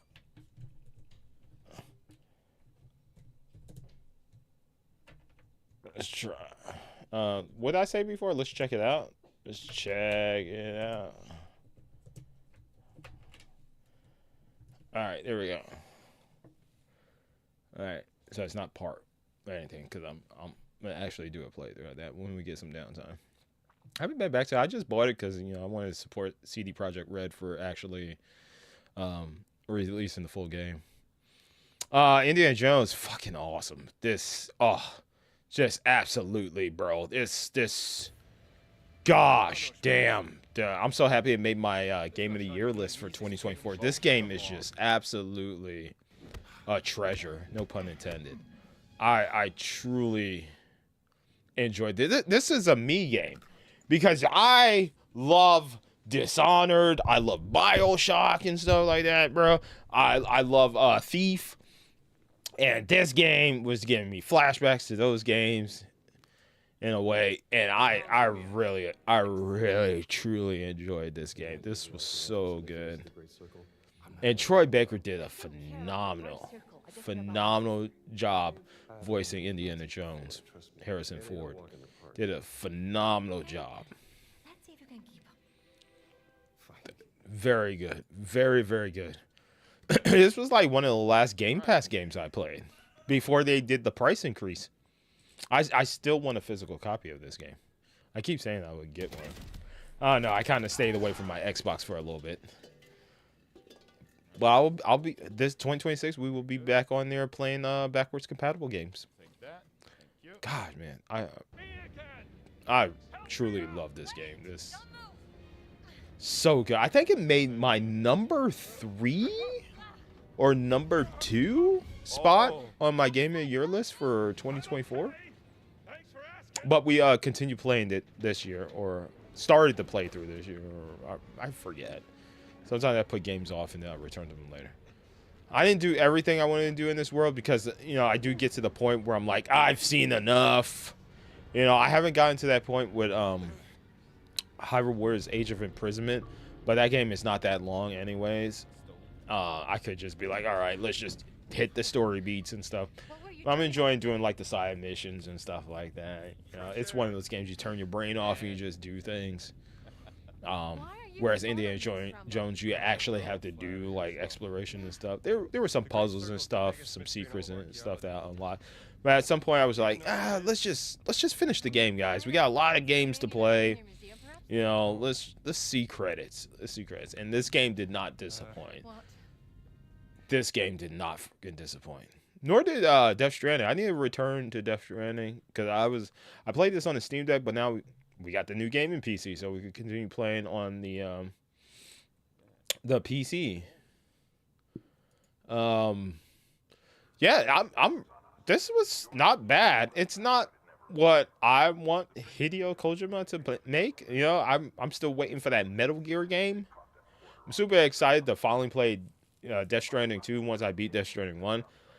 But yeah, I know his games for what I want, you know, and this is not what I want, but it's still a great quality game, and I enjoyed my time playing it. I'm gonna continue playing this, but yeah, this is running on the Steam Deck. Yeah, and it looks great, it runs great, you know. I configure some settings with FSR and whatnot, and it runs great on a Steam Deck. Like I said, I have the original LCD Steam Deck, which is now discontinued. You can't get it unless you buy it like refurbished. And it ran great. I still think the Steam Deck is a phenomenal product, especially if you're just the type of person that plays a lot of single player content and stuff. You're looking for an inexpensive way to play PC games, not Call of Duty and stuff, because they don't work with Linux, you know. You can dual boot, I think. But if you're dual booting and all that stuff, you want to get into all that, you might as well just buy like a gaming laptop or something like that, something a little bit more powerful, and just running Windows on it, whatnot, or get a ROG if you can afford it, whatnot. I still think the Steam Deck is phenomenal for what I want to do. I play my multiplayer games here on my PC, and then for the Steam Deck, I play my solo single player games on there, and I'm totally fine for it. Like I said, I traded Tommy my PS5 at the time for the Steam Deck, and the Steam Deck was way highly overpriced, right? No, not overpriced, but it was like neck and neck with the PS5 price wise. With everything I got, he gave me the dock and stuff and whatnot. Already had a memory stick in there, so I got a good value out of the Steam Deck for trading him the PS5. And the PS5 wasn't getting no use; it was just dusty. Well, I get another PS5 later down the road, my own personal PS5, instead of using family members' PS5. Maybe just, you know, preservation reasons, I guess, just to say I have a PS5, maybe. But a lot of these games don't, like I said, physical preservation is just pretty much out the window, you know. I have already like 500 games on PC, or over 600 games on PC between Steam and Epic and GOG and whatnot.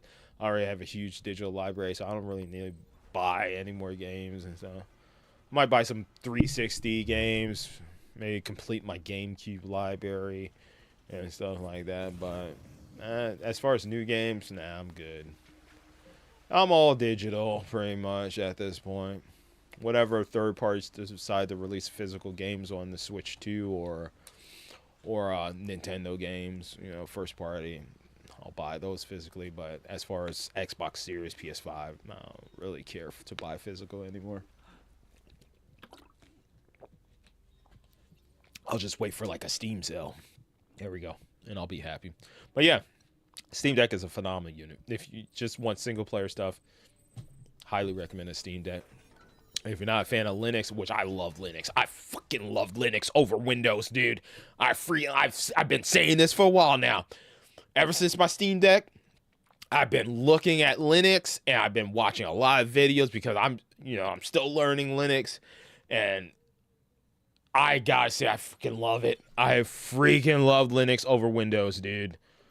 I freaking love it, bro. Not all my software is compatible with Linux, but the things I need to work, like my microphone and whatnot, everything, just works. As long as the stuff I care about that I need works. Haven't done any like mods or anything with like Nexus mods. I don't know if you can do that on here on the Steam Deck. I haven't really looked into that. But yeah, dude. Steam Deck is a phenomenal piece of tech, bro. It's pretty inexpensive if you could find it. Like I said, the original LCD model is discontinued in Valve's store. You can no longer buy it because the current shortage of RAM and whatnot going on in our world. But if you can find it, it's a fucking amazing device, dude. I looked at the ROG allies and stuff like that. I still think Windows on anything is just not great. It's not fun. It's not a good time. So I would still choose the Steam Deck. Even if somebody gifted me a ROG, I'd probably still be like, this is powerful, but I still think the Steam Deck is better as far as the user experience because, dude, I boot up my Steam Deck and it goes right into big picture game mode, bro, and it's just like, it feels like I'm playing on a game console. A gaming portable device. I think it's freaking phenomenal. And this game looks freaking amazing. I do show my settings for a lot of the games that I play on Steam Deck. Usually at the beginning of the playthrough, so, yeah. Alright. Oh, we're flying through this pretty fast.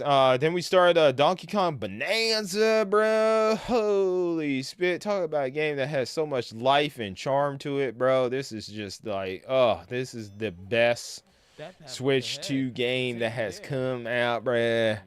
I don't know. I like Agent of Imprisonment. I think that game is freaking great. But this game has so much life and charm to it. It's just, like, they made Donkey Kong look so cool in a lot of kids' eyes, man. Like, a lot of kids are going to be like, man, this is my first Donkey Kong game, and this is so cool. And I'm just like, yeah, man, Donkey Kong's cool, bro.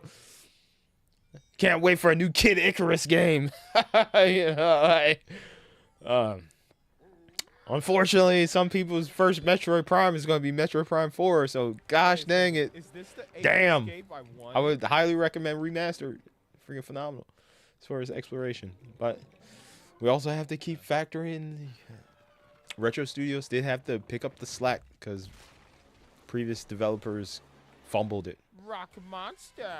Rock Monster. And then, No, oh it's my god. actually called Rock Monster. No way. I was just kidding. It's actually called Rock Monster. It's actually called Rock Monster, yeah.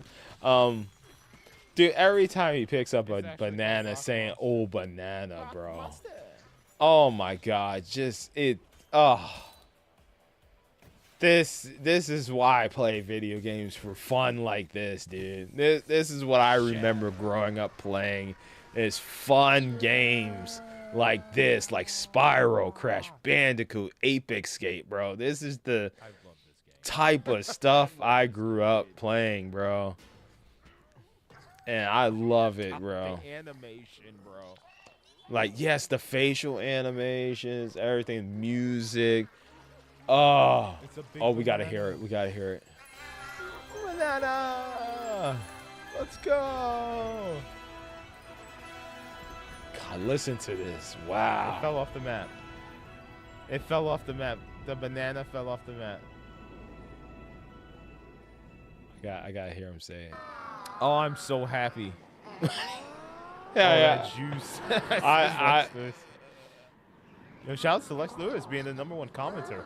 Oh yeah, that's the thing that YouTube started doing. Whoa, Lagoon Yeah, Lair. like right now, our #1 commenter in the chat right now is Lex Lewis. Number 3 is Sub-layer Kevin. 100. Number 2 is probably Richard. Yep, Richard's number 2.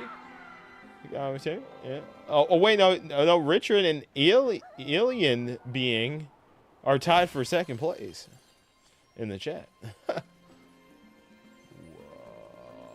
Look at this, man. Oh. What's this? It's like a Pixar game. It is beautiful. Aren't welcome here. Read more. These lagoons are Did they ever just make a for us, Ratatouille scrappy game? salvage, I love Ratatouille, man. and no one else. I think they You're did make entering one. without permission. Turn back. Wow. I want a Ratatouille too, man. Look how vibrant this is. Wow. You can see the little things blowing in the wind. Is that grass chippings? Oh my god, hit the banana, man. Hit the banana. I'm gonna wreck it. Hit the banana. Did I hit the banana? I don't even know if I hit the banana. What the hell? Hit the banana. I want to hear him say, ooh, banana. Dang it. Wait.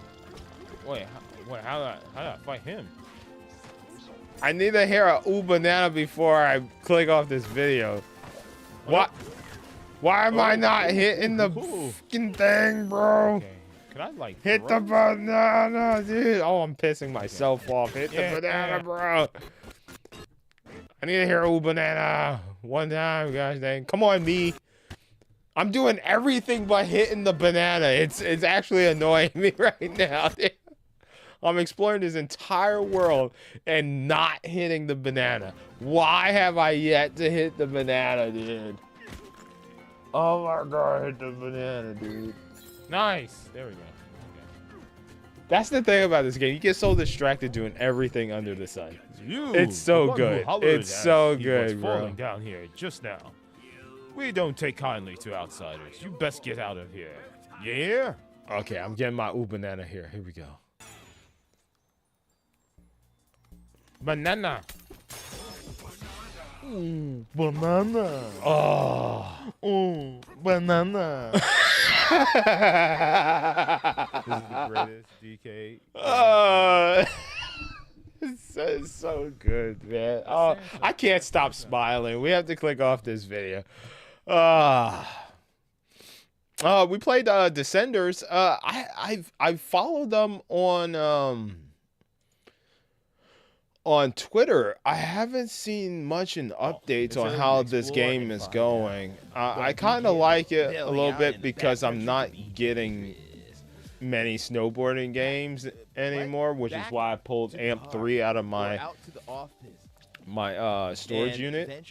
We did watch a little bit of me playing a bunch of GameCube games on one of my streams. I forget which one, but we was just looking at videos and stuff, and I saw me playing SSX3, and I was like, fuck! I popped off so hard watching my stream of me playing SSX3, and I was just popping off, dude, reacting to myself, dude.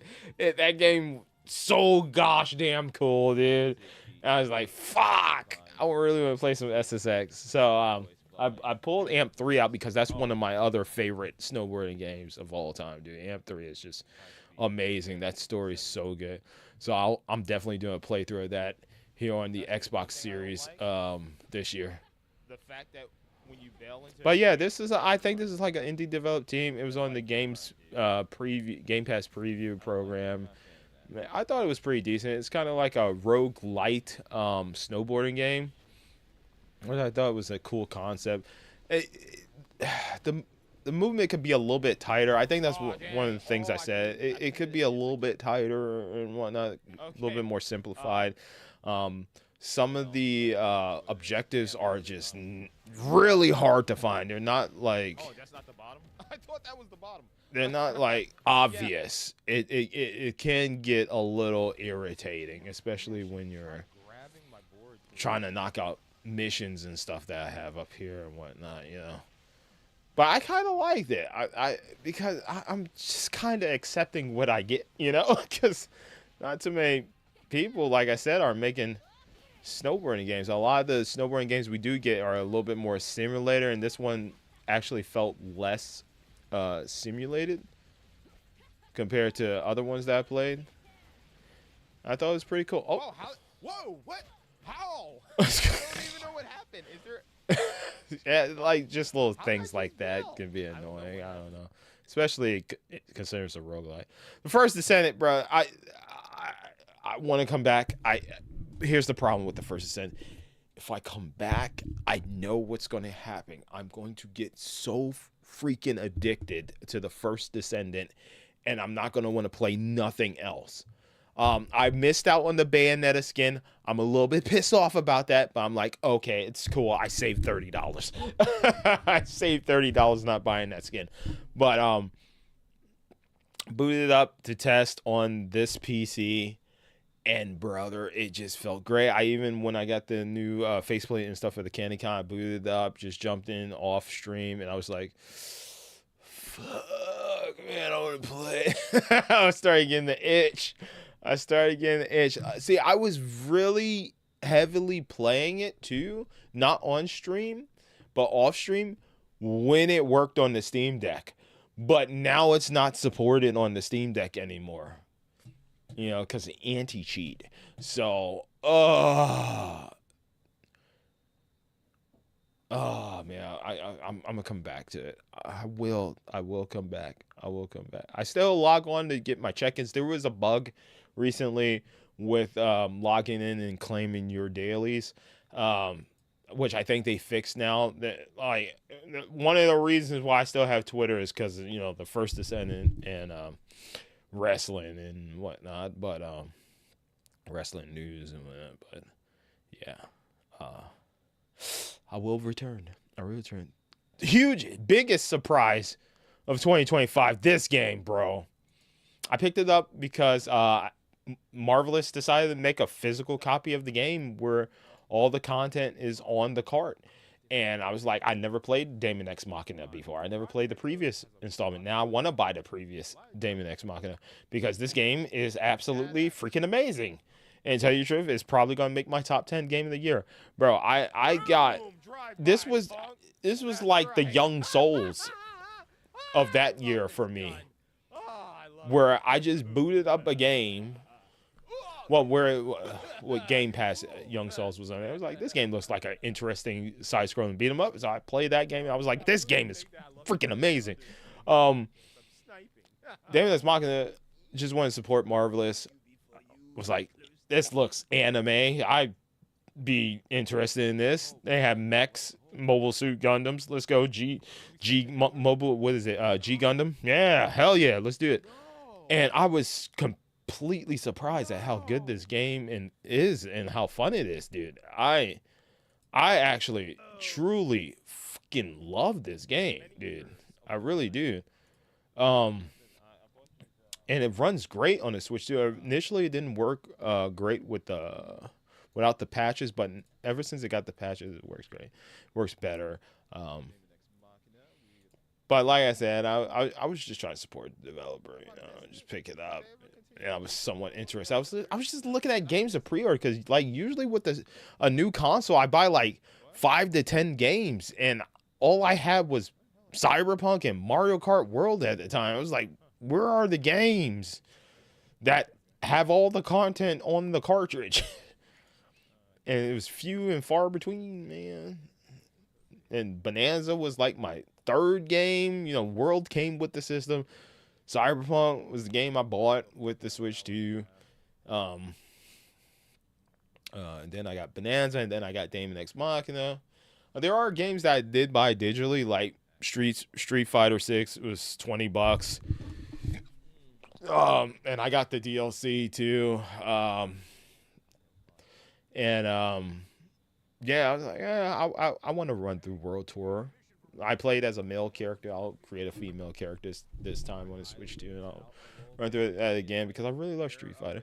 And it was $20. I was like, hell yeah, that's a sweet deal. End up getting the DLC later. But yeah, man, I freaking love this game, dude. Freaking love it. This was awesome. This was awesome game. I got really into this game. And like upgrading my shell, my suit. Man, this was awesome. It doesn't look like too flashy or anything, but not every game that I play needs to look like amazing and flashy. I want to go back and play Custom Robo. I have that on the GameCube. Ooh. If I pull that GameCube out of storage, man, oh boy. I got a bunch of Phantasy Star Episode 1 and 2. What the hell is going on? Oh my god. Oh, it's such a good game, dude. Love it. Love it. Huge surprise for me. This is my Pokemon ZA. A game. Oh. Oh, brother. I had such a up and down with this game. Because I was like, all right, this Pokemon game runs great on the Switch too. I was like, all right, let's go. And then I was looking at the game. I was like, they took way too many shortcuts. There's no full-on voiceovers. You know what happened? You know what happened to the game we just watched? This game, I just played this game. And I think I finished it. Like, finished it before Pokemon, right? Let me see.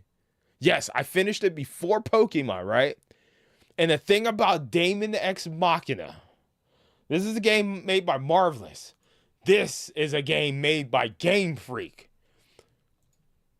I don't know how much Marvelous has as far as money development costs for this, but it had to be a lot less than freaking Game Freak with Pokemon license, right? This is a iconic property, right? Huge, right? Expensive Pokemon name plus Nintendo, expensive, right? This game has full, and I mean full voiceovers, like in the cutscenes,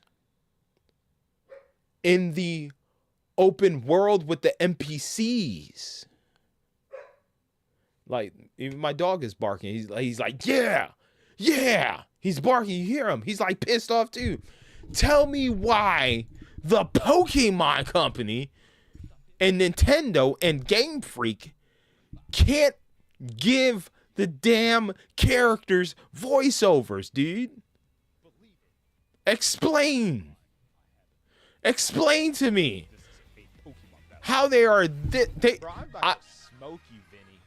I literally said they just wanted this game to run great. That's why I made an excuse for them. I made an excuse, but there is no excuse why this game has full-on dialogue and voiceovers for everything. Even in this combat scenario here, your characters, your teammates would start talking. Why doesn't Pokemon have full voiceovers, dude? This is bull. And that's why I was hot, man. That's why I was getting irritated with Pokemon ZA. But I somehow came around on it because of the story. The story in the ZA Royal started getting better and interesting and stuff, and I started enjoying my time with the game. But I literally said, I stand on business, okay? If the next Pokemon game don't have full ass voiceover, the next Pokemon Legends game, I am not buying it. Clip it.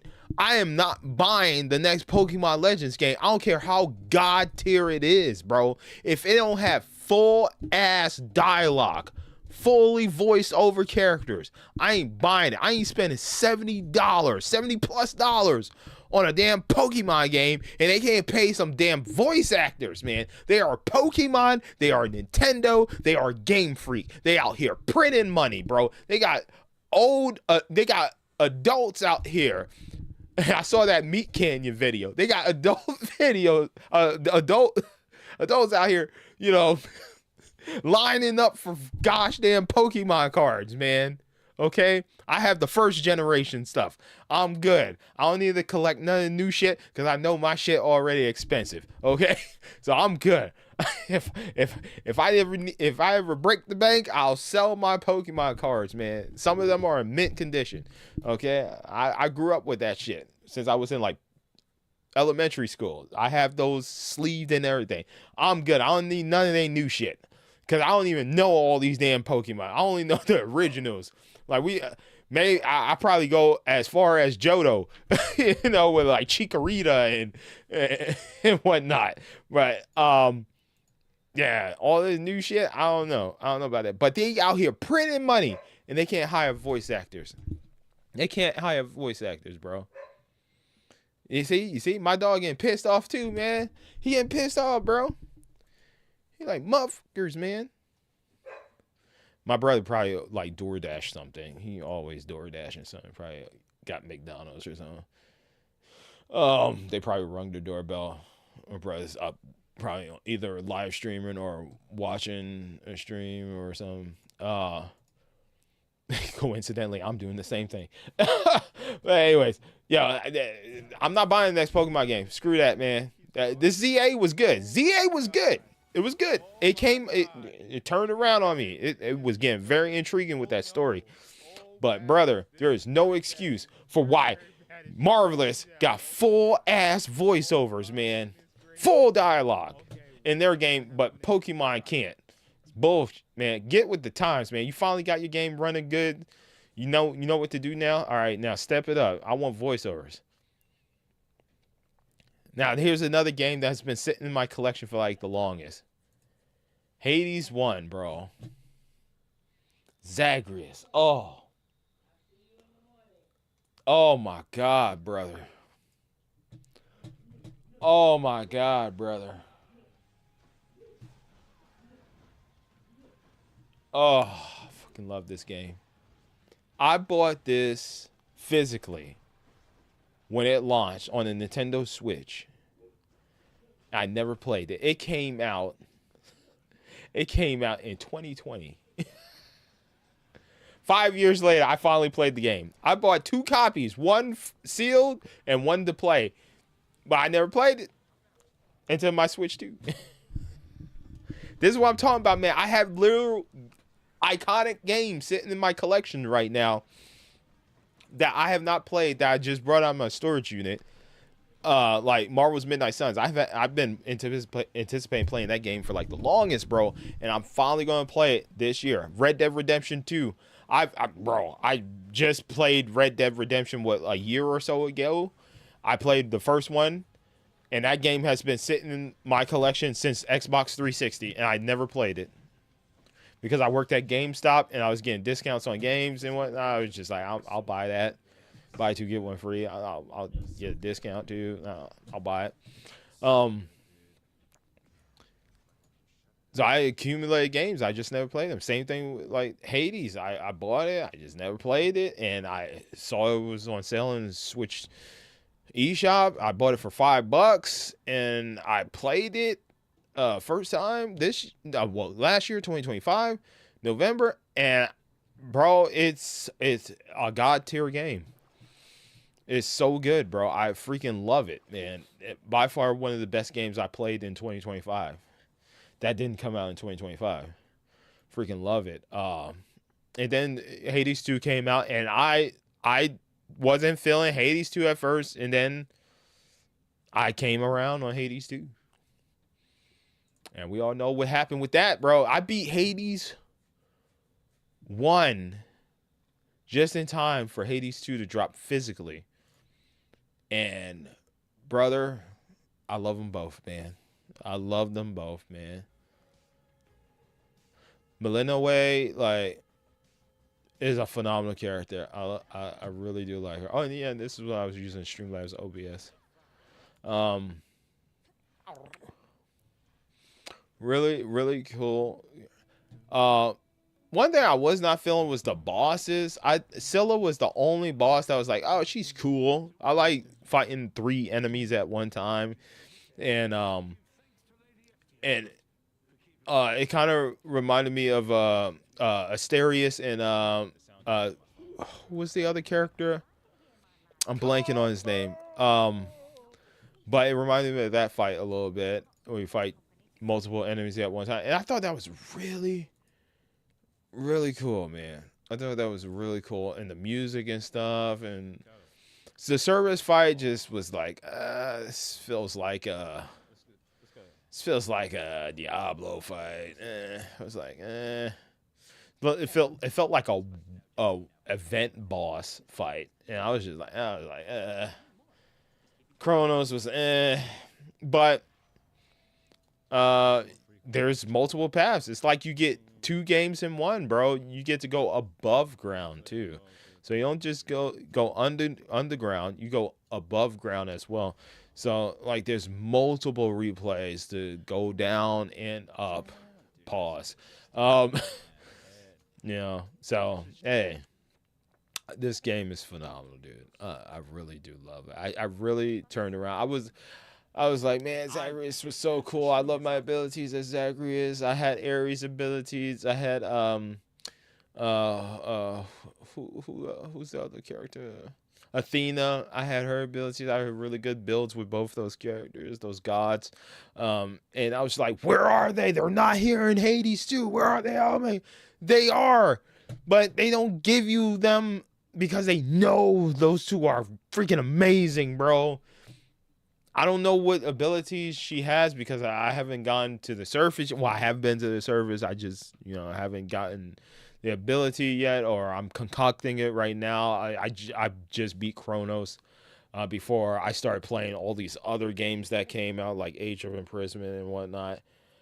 So I will be returning to Hades too, but I do know what's going on because, like I said, it's a lot of podcasts that I listen to are doing the end of year stuff and whatnot, and I really want to hear people's thoughts on these games too.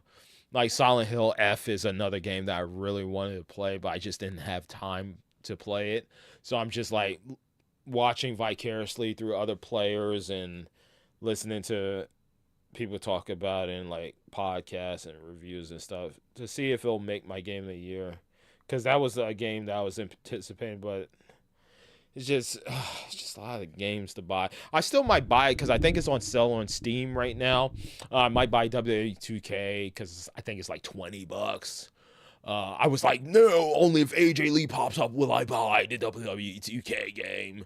I think I literally say if she does pop up as DLC, I would buy the Ultimate Edition, but she did not pop up, so I'll just get the standard. Just get the standard and wait for the next WWE 2K game.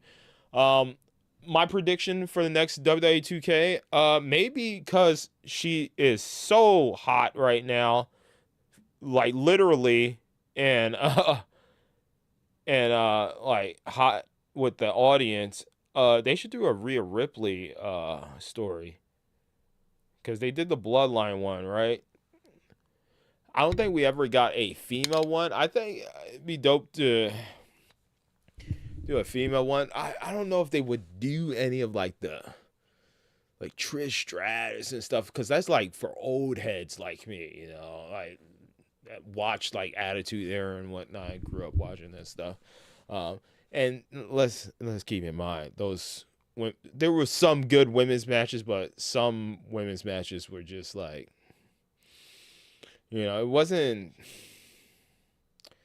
It was a whole different era, man. Vince McMahon doing some raunchy things with the women's division, man. They could do like a leader or something, but like I said, it would more cater to people like me, So I think they should do a Rhea Ripley, one. I think that would be really, really badass. But they already did that. Then they do that with WWE 2K. They did it with one of them. So they already did that. With the Bianca Belair Rhea Ripley, right? Yeah. I think, right? Can't remember. But they could do a Liv Morgan one too. Yeah. How would you fit Enzo Amore and Big Cass into the equation? Would you even drop that stuff in there? I don't know. That would be interesting. But yeah, I might pick up WWE 2K. It's like $20 or so.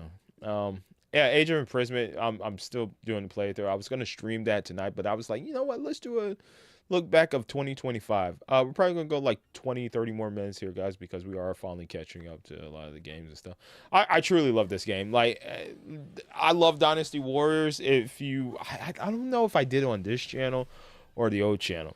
But I did play Samurai Warriors. I know I did Mystic Heroes on this channel. I really do love those type of games, the Dynasty Warriors and Samurai Warriors. I didn't play...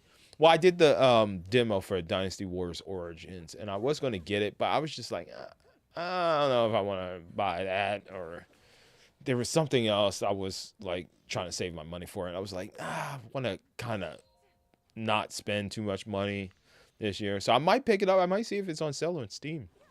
Pick it up. But these games are just super fun, you know, and now it looks like they're developing the games in a way where you do have to be a little bit more tactical with your approach of taking down the bosses and captains and whatnot, lieutenants and whatnot, because they can have like unblockable moves. They can have parries or counters and stuff like that. So yeah, I did like that in Dynasty Warriors Origins, which I did play the demo on PS5 Pro and Xbox Series X. And they look somewhat similar, you know. PS5 Pro did have a little bit more detail in the field of view and whatnot. But hey, tell you the truth, they both look similar. I think I did say that when I played it. But yeah, man, this game is truly awesome, and you know, seeing Raru and everyone, it's like I was a little worried because I was like, man, is this, are people going to show up for this? You know, me as a Zelda fan, I'm like, hell yeah, yeah, bro. But I'm like, Link's not there, and everybody loves Link. There is a character in here that's kind of like Link. But I'm just like, I don't know if it's gonna, I don't know if people are gonna show up for it. And people did. People really enjoyed the combat. They liked the sync abilities and stuff. I think they did a really good job. Shout outs to them for killing it for Age of Imprisonment. I like I said, I do like the Dynasty Warriors, Samurai Warriors, and stuff. And they did a hell of a good job, man. I do like the Age games as well. I hope Calamity gets an update. I hope that gets an update because apparently it still runs like poop, even on the Switch too. So hopefully they do go back and give that a patch or update, a free update or something. That would be really dope. But yeah, I love this, man. This will most definitely make my top 10 game of the year because I'm still very invested in it. I'm still very invested. This is part one, guys. I didn't, my sensitivity, I wasn't used to my controls and whatnot. Because I think I did change the sensitivity and stuff. But yeah, man, just the combinations, all the flashy moves, the huge roster is, it's so fun, man. I really do love this. I really do love this game. It's definitely making my top 10. Super, super fun. And I'm doing as much as I possibly can. I'm like filling in all the zones. I'm dispelling all the calamity and everything. I'm making sure there's no trace of Ganondorf on my map. You know, I'm doing everything I possibly can. I'm going above ground into the sky. I'm going underground. I'm doing as much as I possibly can. That hiccup is because of the stream. That's the stream, but it's not the game. But yeah, I truly love this game. I really, really do. I think it's a phenomenal game. Again, Zelda as the lead, character on the cover art, just like Echoes of Wisdom, another banger. There we go. Hot damn. And then here's me testing my 4050, the PC, the HP Victus. I played a couple of games. If you guys want to check that out, hell yeah, dude. When I got the new game PC, I didn't look properly at the task manager. It is dual channel. It's two 8 GB sticks in there. I know I said it's single 16. That's because I watched a video where the person said, oh, it's just one stick, so I just assumed, I didn't properly look at it. But yeah, it's two, thank God, it's two 8 GB sticks, so 16 dual channel. Like I said, I am trying to get 32. I'm just waiting for them to drop the price like $50 more. I don't want to pay nearly as much for the RAM as what I paid for my PC right now, and that's unfortunately the times we live in right now. It's just like RAM is hella expensive. Good thing I have like 3 SSDs, because I see SSDs are getting expensive too. But I did test some games. I tested Street Fighter 6. Street Fighter 6 locks, the actual gameplay to 60 FPS. I did start bringing up the statistics and the stats and stuff with the games. It should be overlaid. Where is it? It's like super small, dude. It's like hella small because I was using the NVIDIA stuff here. It's like you can barely see it, man. It's running at 60 FPS, lock 60 FPS. The CPU is at 26%. The GPU's running, I can't really tell. It's like hovering between like 69 and 70. So, yeah, that's not bad, Street Fighter 6 ran freaking great. Then we tested out Need for Speed. There are points in the video where I did zoom into the performance and stuff here. The CPU is running at 100. I showed the stats. I used just presets. I used straight up presets. I didn't configure any settings. The only game that I did configure settings for after using a couple of presets was the First Descendant, just to simplify it for people that are just now getting into PC gaming and stuff like that. They're probably looking at like, oh yeah, the PS5, the Xbox Series is hella expensive. PC gaming gives you a huge library. There's great deals like the Steam Winter Sale going on right now. You can get an inexpensive gaming PC like I did at the time. After I purchased this before it started skyrocketing. I purchased this PC before it started skyrocketing. Here's where I zoomed in and stuff. But thank God I did, because it went up in price. So I got in there literally right before the price increases started happening on this PC too. It got really bad. I got it right there on Black Friday. Yeah, 70 FPS, GPU 99%, 98. We just use presets, but you can configure some things. Usually the things that'll kill it is like shadows.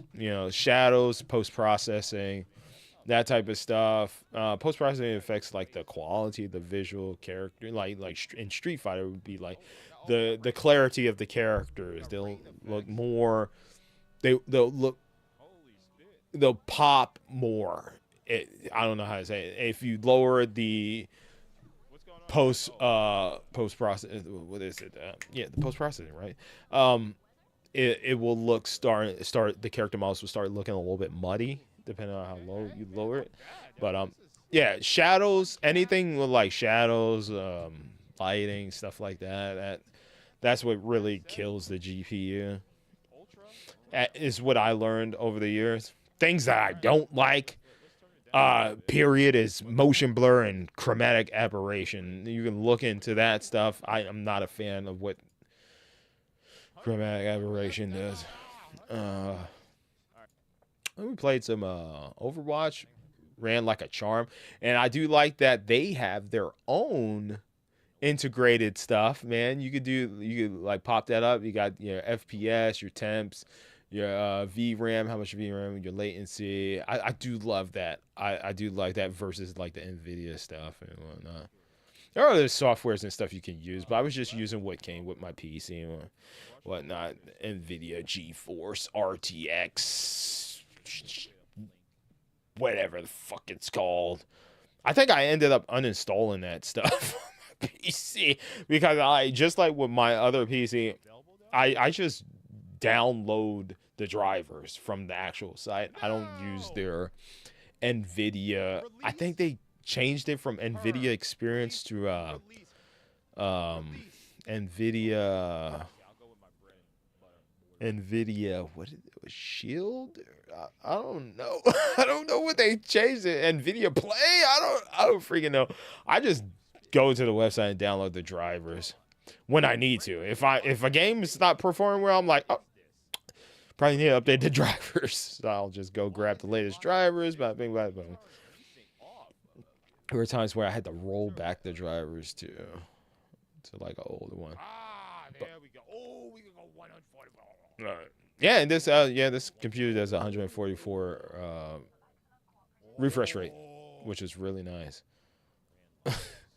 And I zoomed in, you can see everything. That's dope. It's dope. This was a great investment. I'm glad I got in here before that. I wish I would have bought the RAM ahead of time though. I really do. Unfortunately, I am going to have to pay a premium. I'm just waiting. I'm holding right now because right now this PC runs every game fine. But I know future games, I'm probably going to struggle a little bit. I already figured out what the hiccups were with the games that I was playing. The SSD shell that I bought, the cord, I looked at the reviews and stuff. The cord speed is not high enough to transfer, the gameplay and all that stuff. So I went with one of my old was it Arica or Rico shells, and with my high speed SATA cable and whatnot, and it runs great. It's fine. All the games I play now run freaking phenomenal, fast, no hiccups, no crashing or anything like that. These games were run off of the internal NVMe SSD before I got the external SSD because the specific model that I have only has one NVMe SSD slot and no expansions for any SSD slots. So what I want to do is I want to get a 4 terabyte NVMe SSD and just put transfer everything over to that. But I'm good. I'm good now. I'm fine. I got my external, so we're good. I do install some games on there and some games that I want to take portably and whatnot, so we're good. But yeah, First Descendant was the only one that on the higher preset cinematic was freaking chugging a tad bit. On highest, it was fine. It was totally fine. And then I started doing my configurations and stuff later. And yeah, I'm so pissed off that I missed out on the Bayonetta skin. I would love for it to come back. Whatever. I look at it as like, I saved $30. I got my A2 skin for my character not too long ago when that event happened with the Near Automata. I usually say Automata, but I know I'm saying that wrong. People say it's pronounced Near Automata. So yeah, I just rock my straight up my A2 with my red, and she kind of looked like she's could be related to Dante from Devil May Cry. It looks really good. I'm using the wrong freaking keyboard. There's my character. She looks badass. We're gonna unlock some more characters. When I get back in there, we'll unlock some more characters. I have like 7 characters or so in this game. So this is my most recent character. So this is what it is. But I got male characters too, guys. I got Blair. Blair's my guy. We're gonna unlock what's his name? Keegan, I think his name is. The guy that looks like Blade. He's the next character I'm farming for. That I'm gonna craft. That's why I'm like, man, I've been putting the First Descendant off because I know once I get locked in, I'm gonna be locked in trying to get the characters and whatnot, bro. I really do love this game. It actually made my game of the year when it launched. It's a great game. All right, but yeah, that was the test stream. We are almost up there. Ninja Gaiden. I was just trying to get game of the year stuff together. I've been anticipating Ninja Gaiden. I was hoping it was going to come to the Switch 2. Unfortunately, it did not. But it's on Game Pass, you know. So I might finish it real quick because I think I still have like 2 more months of my free PC Game Pass. I might finish it. I think the other thing too was we were streaming and playing from the PC when I played this. So yeah, we did have some inconsistency at the certain quality settings. But yeah, now we got the dual PC setup again, so we're good. Yeah, it started chugging here. What happened was I went in there and I was like, I'm going to cheat code this. I'm going to turn FSR on or DLSS. And I changed it one time and I said, oops, I broke the game. And I tried to go back to the settings that I originally had and the game would not fix itself. So I had to restart the entire game. Not the entire game from the beginning. I just had to close the game and then boot it back up. And then it started running fine again. But yeah, I'm my whole thing is I love the Ninja Gaiden games. I'm just not a fan of this whole cyber world that they built here. I'm just not feeling it. I want less cyber world Ninja Gaiden, but the combat's super fun. It's super fun to play. I like it. I'm gonna run through it. I heard one negative that I heard about the game is that it overstays its welcome. It gets a little too like, oh, I've done this before and I gotta do this again type thing. I'm not looking forward to that. So what I think I might do, just because I want to beat it before, you know, my Game Pass expires. Oh no, I'm gonna see. I was gonna say I will turn the difficulty down, but now I'm just like, you know what? Maybe I'll see if it's on sale on Steam and just pick it up there.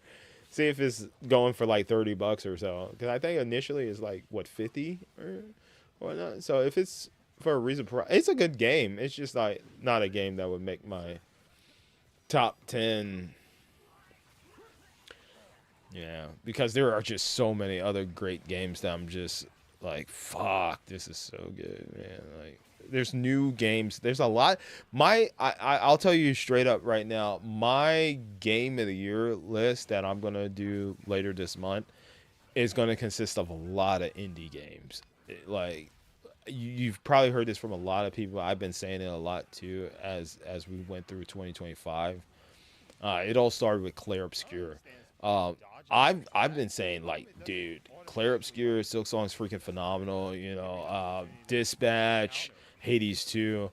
I'm just like, these are some amazing indie developed games. Now, Supergiant, you know, they've been around the block for a hot minute. I wouldn't consider them like a Konami level. Well, I mean, they just released Metal Gear, so, and Silent Hill. You know, Silent Hill's back. You know, they're not like a big studio. You know, like, but they are known. You know, so they're no Activision, but they still have a small team, and they did a phenomenal job with Hades too. You know, it definitely brought me back because I was like not feeling Milena Way. I was not feeling her, and then I got the skulls ability. I was like, oh my god, I'm zipping around the map like I'm Zagreus now. I started really enjoying it. But yeah, there's just a lot of competition in 2025. I was actually really surprised that indie games stepped it up. I'm super happy about that. I constantly preach when Summer Games Fest happens, that, hey guys, check out the indie game showcases and stuff. You know, I know you guys are here for the big stuff, but let's react to a lot of this indie stuff. And 2023 is when I started showing you guys a bunch of indie games, and I did like multiple streams where I played a bunch of indie developed games that we saw in Summer Games Fest. I was like, yo, there's a lot of great stuff here. Like, hell, Broken Lore. That was my first time playing Broken Lore. I never played those games before. And apparently they have like 3 or 4 of them out there. Like the horror game that I played, that one indie game. Yeah, I was like, damn, this is pretty good, man. I kind of like it. So, yeah, and they have like 3 other games. And they're coming out with a new one, too. So, yeah. Yeah. Ninja Gaiden's just not going to hang. It's just not. It's not gonna hang, bro. It's just not. I can already see it, bro. It's like this year is just crazy, ridiculous. And we got Marvel Cosmic Invasion. I had high hopes for this game. It's just not what I wanted. I would say Absalom is more of what I was expecting. This does have the like traditional like beat 'em up style and whatnot, but you know, it. After playing Streets of Rage 4, a more modern beat 'em up, man, it just with the whole like wake ups and stuff, like you get knocked away and then you tap A real quick, you wake up. The juggle system and stuff I really loved in Streets of Rage 4, and I just love Streets of Rage 4. I was so happy to see that back. There are some cool characters. I love playing Black Panther in here. He's super fast, super quick. I just like playing fast characters. Phoenix is awesome too. Like look at all the characters. Tommy said, look at all the characters just laid out there. It's not what I wanted, bro. It's cool, cool property. Storm, freaking awesome. Wolverine's awesome. It's amazing characters. I'll get it on Switch too. We beat it, but yeah, Absalom is just fuck. That game is great, man. And surprisingly enough, Absalom is a roguelite game. So yeah, that I did not know that when we picked it up. I should have looked at the Steam tags because it actually said roguelike, but I heard good things. You know, it's the team that did Streets of Rage 4. So yeah, it feels good. It feels great. I have my solo run and then I have our co-op run. I asked Tommy if he wanted to play some Absalom. He was like, bro, let's play some Suicide Squad because he wants to finish Suicide Squad. He started that a while back. And he was like, I want to finish that. I don't know if he's feeling Absalom. I don't know if he's feeling it because I was like, even I said on the stream, and I told him this on the stream, I was like, bro, I didn't know if you would be into this game because he doesn't really like those type of games where you have to constantly restart and whatnot.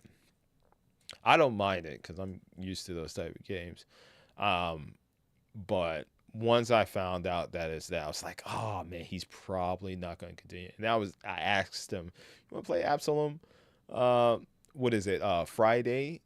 And he was like, nah, let's play some Suicide Squad. So we'll be playing that in the morning. So I might be playing Absalom by myself. I don't know. We'll see. I'll try to get him. I'm trying to convince him to play Frank Stone. Oh, I think that's what I asked him. I was like, do you want to play Frank Stone? And he didn't even bring up Absalom.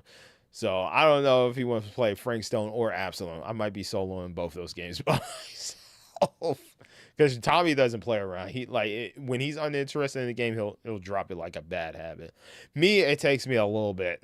Like I had to reach a certain point where I'm just like, oh, this game is irritating me or something, or I'm just bored to hell. Like Avowed, like I mentioned earlier in the stream, I was just bored to hell with that game.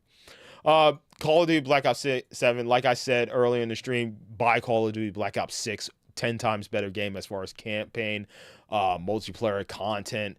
There's just so many more game modes and better maps and stuff in Black Ops 6 versus Call of Duty Black Ops 7. This game is so ass.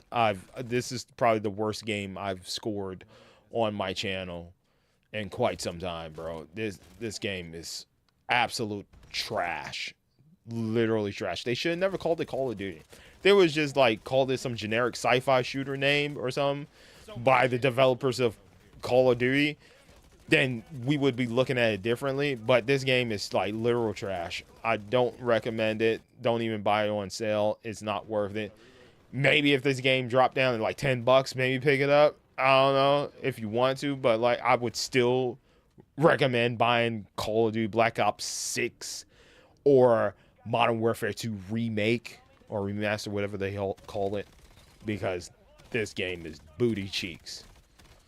And we did the end game thing, and we killed the T-Rex. I don't even care about spoiling this stuff. We defeated the T-Rex, and then we extracted. Where's the T-Rex? Like, we just beat the T-Rex here. Oh yeah, y'all. That's all I want to do. I just want to do one world event thing, and Shit. Oh, I gotta get out of here. Oh my god, something hurt me. I'm trying to show the damn T-Rex. So yeah, I'm over here sniping the T-Rex from long range, and there's the T-Rex, man. Yeah, fucking Call of Duty. We know about T-Rexes in our Call of Duty game. And then we extracted and left 2 of our teammates behind accidentally. Hey, man, I marked it on the map. It was like 15, 16 of us. The other team was extracted. They started it. They were exfilling, and I was like, bro, we have to hurry up. We have to go. And we freaking exfilled just in time, bro. Me and Ghost. This game is ass. And then we played the multiplayer. And somebody came in my chat. They was like, you must be one of those guys that cares about skill-based matchmaking. He did the SBMM. I was like, bro, I don't give a fuck about that. I'm not a streamer that wants to farm clips, so I don't give a damn about that. I just want to play a good game, and that, unfortunately, this game is ass. Like, the multiplayer was just, it was nonstop explosions. It was just like, I played Nuketown. I like Nuketown because I farm and do my dailies, right? That's why I like doing Nuketown. But I was like, I played Nuketown, and it was just, my screen just kept shaking. It was just nonstop fucking explosions, and there were all these little RC robots, and it wasn't the RC cars. It was like these like miniature triplet like little RCs just blowing everybody up. I was just like, fuck this game, dude. Like, you barely shooting anything. Nobody's shooting. Everybody's just using their score streaks, and it's just like, it's just nonstop explosions from the sky, nonstop explosions from the ground level. I was just like, what the fuck are we doing? There's no engagement with shooting characters in this game, bro. It was so bad. All right, let's run through these ones. Metro Prime, it's good. I still prefer the previous Metro Prime games. Retro did the best they could. They did the best they could. There was a quality game here. I did not like the grind. I would say if they wanted to do like the events that happened at the beginning of the game with the big fight, the war, that would have been cool. More of that. But yeah, Retro picked it up from the previous developers, had to start from scratch. They used some stuff that was already developed in the game and tried to build around that. They made a game. They did it. I scored it well. It was decent. Compared to the other games, I think this is my least favorite. But it's a good game. It's a good game. It's a good game. I love her new suit. I like some of her abilities, even though they're a rehash of other abilities. It's totally fine. I like the introduction of the NPC characters. I hate the fact, here we go again with Nintendo, she doesn't talk. She has no dialogue, just like with Pokemon. She got no voiceovers, so they're talking to her, and she's just like, she's like head nodding, turning, and they're like, oh, so you're trying to get there. Understandable. You know, I'm just like, bro, just give her a voice. Another thing that I didn't talk about that I didn't really care. It's a Metro Prime thing. If you scan everything in the game, you get the scene with her helmet off. A lot of people seem to be like, bro, you scan everything in the game, and the only things you get is the additional scene with the boss and her helmet off. Some people were expecting more, and they did get it. They also got music for the the bike. You get the music for the bike. Some people just was like expecting like a dramatically changed ending for doing 100% of the stuff. You know, there's people like, oh man, I did 90%. Some people like, I did 88%. You know, I did 95. Everybody pretty much got the same thing, except some people got the final bosses cutscene, which is actually a little bit shown when you just play the base game of what happened. So, yeah, bruh. Yeah, understandable. It's been like that for years. It's totally fine. I don't mind it. I did scan as much as I could. Because I'm invested. Samus is my number 2 favorite Nintendo property. Intellectual property, Metroid. I love Samus.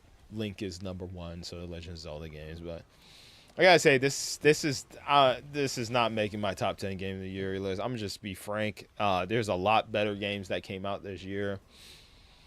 I still think Daemon X Machina is fucking better. I really enjoyed Daemon X Machina, Titanic Scion. I think I like Age of Imprisonment more than Metroid Prime 4.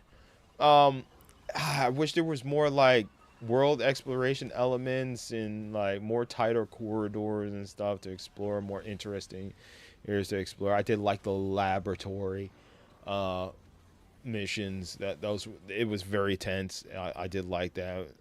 You know, it was cool in the later points. But yeah, man, it's just, I think there were cooler bosses too back in the days, dude. I did like the lava boss. Not this boss, but there was a lava boss. I like that. That boss was cool. There's one boss towards the end of the game that just pissed me off to no end because the point you have to shoot it kind of freaking annoying. I don't know, man. It's not it, bro. It's not. They did a decent job. I'm glad they didn't scrap it. They continue it, but I'll stand by what I said.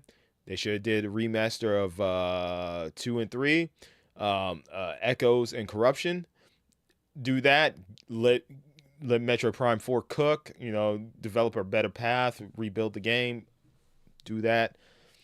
And I would prefer that, but it's whatever, man. When I get locked into a game, as you can tell, I always say this, I put in a bunch of time into it.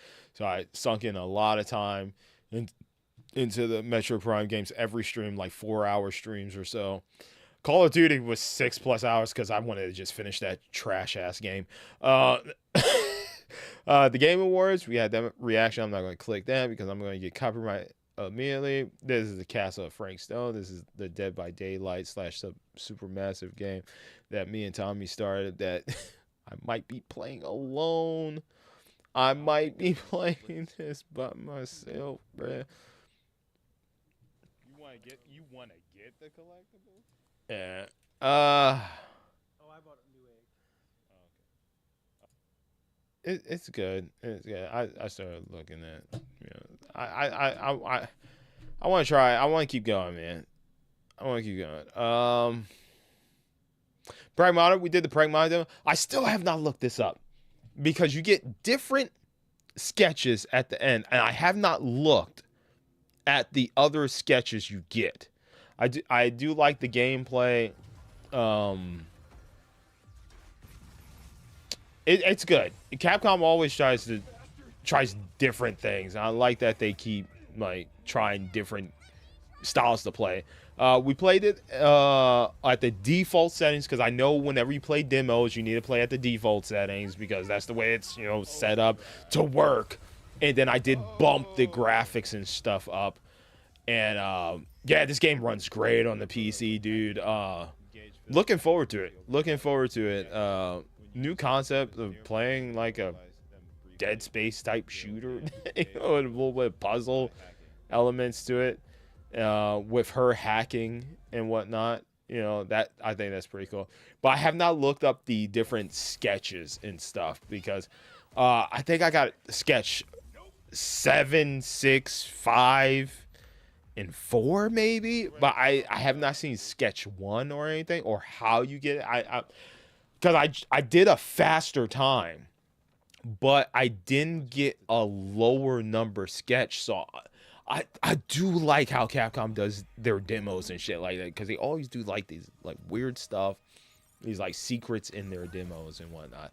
So I need to look up like what's the situation, like how you get it. Is it like the whipping? Is it like the damage? Is it like how you're hacking or something? Because I was just gonna play it for like 30 minutes, so I was like, all right, let's beat this demo, and then that's Pragmata.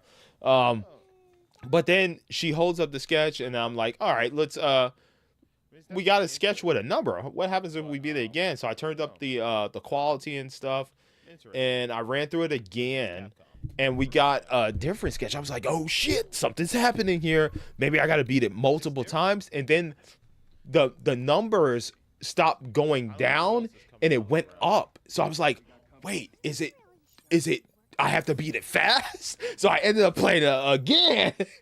And I was like speed running and like trying to do it super quick, and I got the new rifle and stuff that you unlock, and I got a really good time. I was like, fuck, the number didn't go down. I got that number before. So I ended up playing it for like almost 2 hours trying to see if I could get like the number 1 sketch and stuff like that.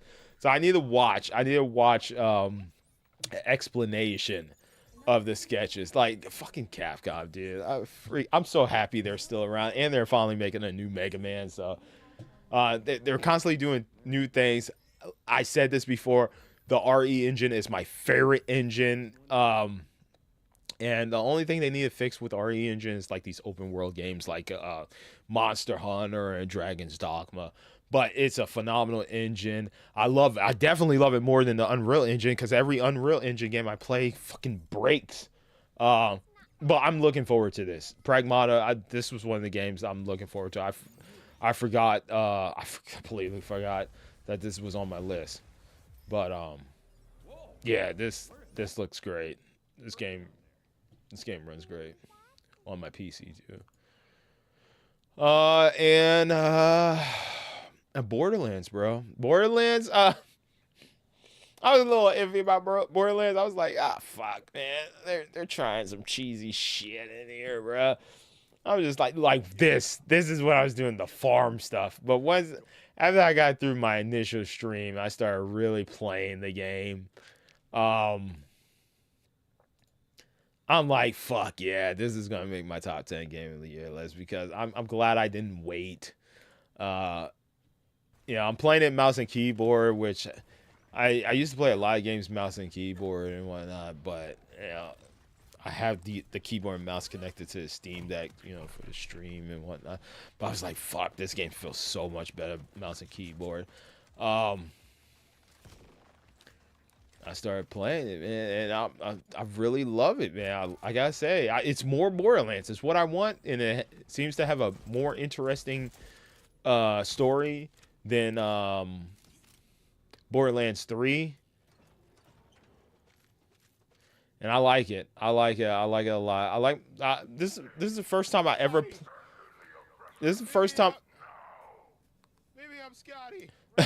This is the first time I ever played a Siren as my first character in a Borderlands game. Because usually, like, I would play these games multiplayer, and I would go with whoever the character is that uses like a Bloodwing character, and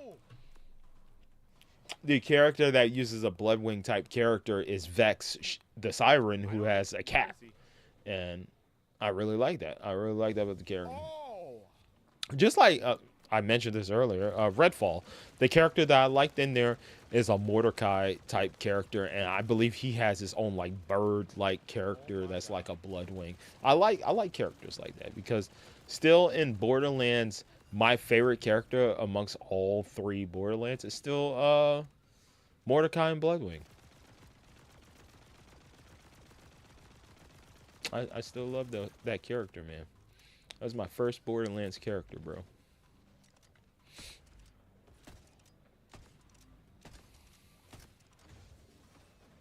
I don't know, man. I just like it's like Ash and Pikachu, bro. God. So we got Vex and we got Trouble. I'm not a fan of the name Trouble, but you know, she has cool abilities and Trouble has cool abilities too, and I'm upgrading them. Just trying to find good guns and whatnot. And yeah, I'm starting to get some good guns and whatnot. I like the world. There's constantly things going on in the open world and whatnot. Bosses, enemies to engage, elites like enemies and whatnot, things to explore, things to do. Yeah, it's good. It's good. It's definitely gonna make my top 10 game of the year. Then we got games, little games that me and Tommy played. Battle Axe, Abathor. I also played Spider-Man. We did the multiplayer for COD. Played some Virtual Fighter. Fuck yeah. And played Dispatch, Upsolum, and yeah, just another beat 'em up game that me and Tommy played. Really liked it. I really enjoyed it, man. I just love beat 'em up games, bro. Really do. Love these games, bro. I originally played Duke, and then I played the chick, and then I ended up playing Miller, this guy, because he has an elbow drop. And and yeah, this was when I was using that other external drive with the effed up low speed USB cable, which was making the games crash. But I think I ended up uninstalling and putting it on the internal NVMe SSD for the time being until I got my old SSD shell with the cables and with my fast high-speed cable. And yeah, that's what I was abusing on these enemies, like the elbow drop. That move just freaking works so well, dude. It works so good. Such a good game, man. I enjoyed it. I love beat 'em ups, man. Then we played this other one that's kind of isometric called Battle Axe, which I ended up doing co-op normal with Tommy, and then I ended up doing a hard solo run of the game, and I was going through it, bro. I was really like, I was like, bro, I gotta do this math. Okay, if I have this much life and this health bar, and then I do this. Oh wait, if I save this healing for this health upgrade for this, but then if I grab the bomb, I could use this to the I was just like thinking of tactics and stuff. And this game has mixed reviews. I understand because it's like super short, super duper short. But there is replayability though. I get faster times. There's achievements and stuff. This meter over here is like your combo meter, and you could there's like insane combo achievements to rack up and whatnot. But you have to like keep hitting enemies. Oh, 69. Yeah, keep fighting enemies. Yeah, man, this game was fun, dude. I ended up playing it for like we beat it, and then I ended up playing for like 4 more hours trying to beat it on hard because they give you like 9 lives when you play it on normal, but on hard you get 2 lives. Oh, spoiler for the boss. I don't want to do that. But and then we ended up playing Abathor, another game that we really liked. We ran through it on normal, but if you beat it on like hard and elite or whatever, like the 2 hard difficulty. So, oh yeah, this is what happened. Like I ended up keeping my screen up. Like sometimes I'll do that. Like when I'll step away, I go to the bathroom break, and I'll have like my little splash screen, with my different arts that I downloaded. Wallpapers, like animated wallpapers and whatnot, splash screens and whatnot. Sometimes I'll leave it up. That's what happened with Battle Axe. I left it up for the final boss battle when we did it solo, so you guys can see it. I was like, fucking man, if I'm replaying this game, we're gonna go hard difficulty. I ended up beating it. But Applethorpe, yeah, we ended up watching the true ending on YouTube because I was not running through this like 2 more times on harder difficulty. I think Tommy wants to do it, but I don't know. I don't think he really was, man. I don't think he really. I'll ask him. But this game was super fun. It was super fun. I really enjoyed it. I really enjoyed it. This is a super fun game. And like we grew up playing games of this style and whatnot, you know, so we're kind of used to it. You know, it's not gonna be everybody's cup of tea. You know, not a lot of people are gonna watch us play games like this, but this is just like what we grew up playing, like old school Sega Genesis, Super Nintendo, Nintendo Entertainment System, that type of shit. You know, is what we grew up playing. So we really love playing these type of games, man. Then I promised you guys this year I would, or 2025 I would do a stream of Spider-Man 2. Pat Santos, I don't know if he ever showed up for it, but he's been wanting me to play Marvel Spider-Man 2. I'm just waiting until I finish up Hyrule Warriors Age of Imprisonment and Borderlands, and I will jump back into Marvel Spider-Man 2. We'll focus on Marvel Spider-Man 2, Assassin's Creed, and Hades 2. I don't plan on finishing Hades 2 anytime because I still have to learn the upper ground bosses and stuff like that. But that's not going to change how I feel about that game. That game is just freaking phenomenal. And if you've been watching the stream, you already know that where that game is going to rank on my Game of the Year list, bro. Like, I freaking love Hades 2, dude. Yeah, played some Spider-Man 2, and of course, I got highly addicted to it, bro. Got highly freaking addicted, bro. And it runs great, dude. The Sandman stuff is because, you know, I need more RAM. But it runs great, dude. It runs really great. I love it, dude. Yeah, Marvel Spider-Man I played on PS5, and then I played Miles Morales on Steam Deck, which Miles Morales is probably my favorite so far. But yeah, Marvel Spider-Man 2, it's looking like less busy work. It's looking like less busy work, which I like. Yeah, this. Oh. Not after what he did to my dad. I have to protect them. They need me, man. Nothing will happen here. Well, the one thing I did say is like, man, I hate the fact that all my abilities are gone from the previous games. And I'm just like, fuck. But they do give you like 1 or 2 abilities back. Like you get Miles's Venom Strike, which is cool. But I'm just like, brother, I want all my stuff back. And then we play multiplayer. God dang, this. Look at it. This is just fucking just nonstop freaking explosions and crap, bro. My screen. Look, this just immediately. So fucking much. She is non-stop fucking talking. Yeah, the freaking AI chat lady, match chat lady, just like, yeah, they deployed this, they deployed that, they deployed that, enemies leading, enemies leading. Just like, shut the fuck up, dude. This is constant notifications and shit. What the fuck? Bro, just go play Black Ops 6. Yeah, just better game. Verify Revo World Stage, bro. Oh, fucking love this game, dude.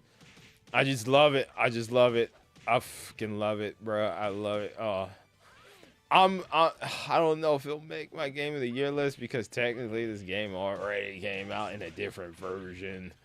But I bought it earlier this year and I was like, bro, I need to play this at least once before the year is over. And yeah, it's so good. It's so gosh dang good, bro. Boofering. We're boofering. Alright, I could go for like 12. So,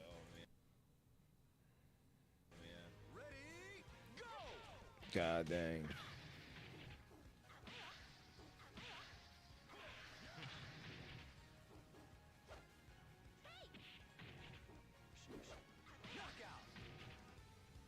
That's such a good game. I customized my Pi. Pi is my favorite character in the game. It used to be Jackie, but I fucking suck as Jackie, dude. I'm ass as Jackie, bro. I like Pi, though. I do like Pi.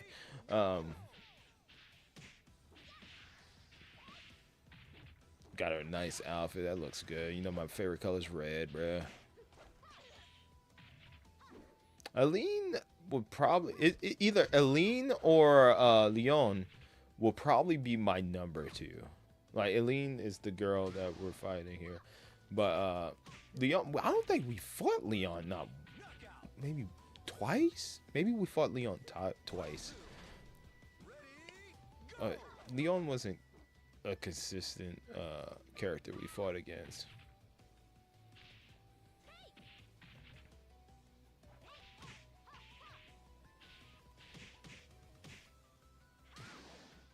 I just want to boot this up and just play more of it.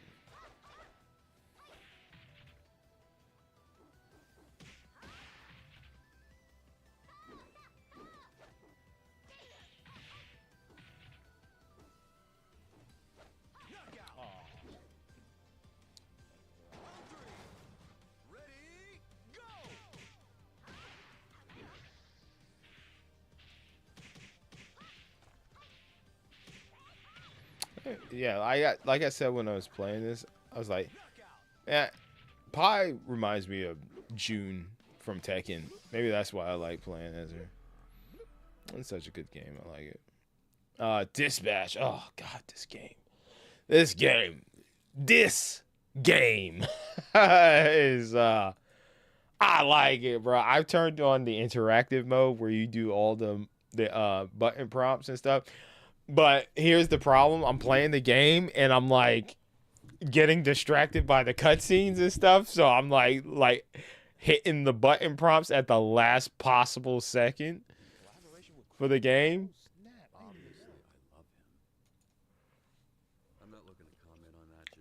I like it, man.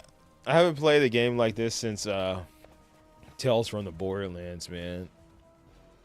I want to run through it again, but in the cinematic mode where I got the nudity filter on. Oh man, this game is great, bro. It's so good. I just love how my team here is just talking to me, and because they're a bunch of some of them are dicks. They're just like, and I'm the new guy. They're like, oh, this is not my team, but later I get my team.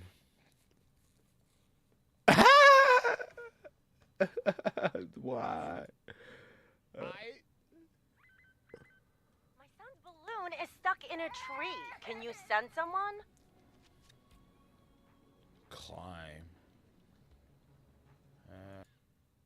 There's break shit everywhere. Yeah, this game, I like it, bro. There's some little hacking mini games and stuff in there. I like it, man. I'm trying to gear certain characters' stats towards. Whoa, that was great.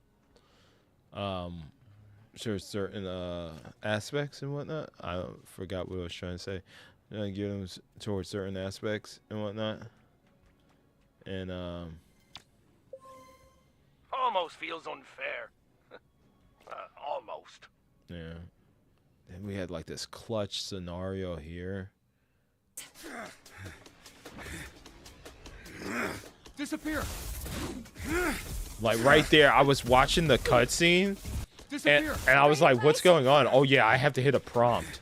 So it's like B or X, duck or go invincible.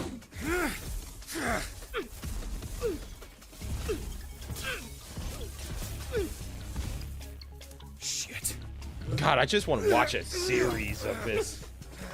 I kind of want to watch other people's choices too. Like, I was gonna watch like some people do episode 1 and 2 because that's the ones that I completed. Invisigal, just hold him off while I find a way to help. I can use the overhead sprinklers to short out his blaster. Come on, come on, come on. I love this game. And right before the year ended, we tried some Absalom. I said Hades-like beat 'em up. Roguelite. It's really good. It's really, really good. It's by the team that did Streets of Rage 4. I played a little bit solo, and we also did some co-op.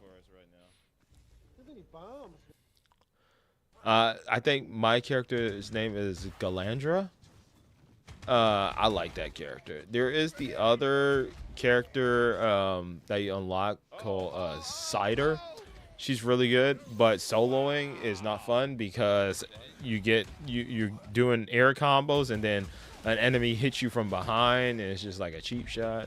It's just like, But I like this game. I really do.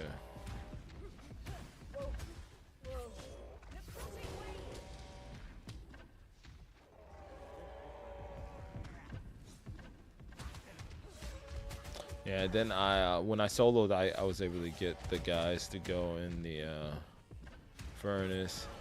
Oh no, I fell in too.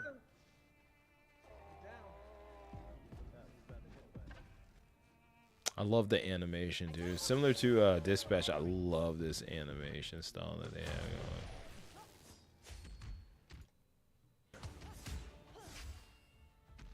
Good combats, and of course it has the quality of life movement that Streets of Rage 4 has. You can do that too. It's all a timing when it comes to the parry.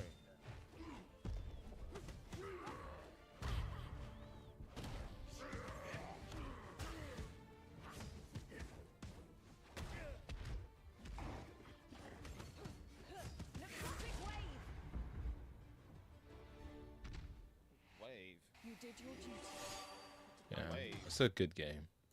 And that's it, guys. That was 2025, man. That was 2025, man. Thank you everyone for joining me for this long ride, man. A lot of these games we started, we're going to finish up this year.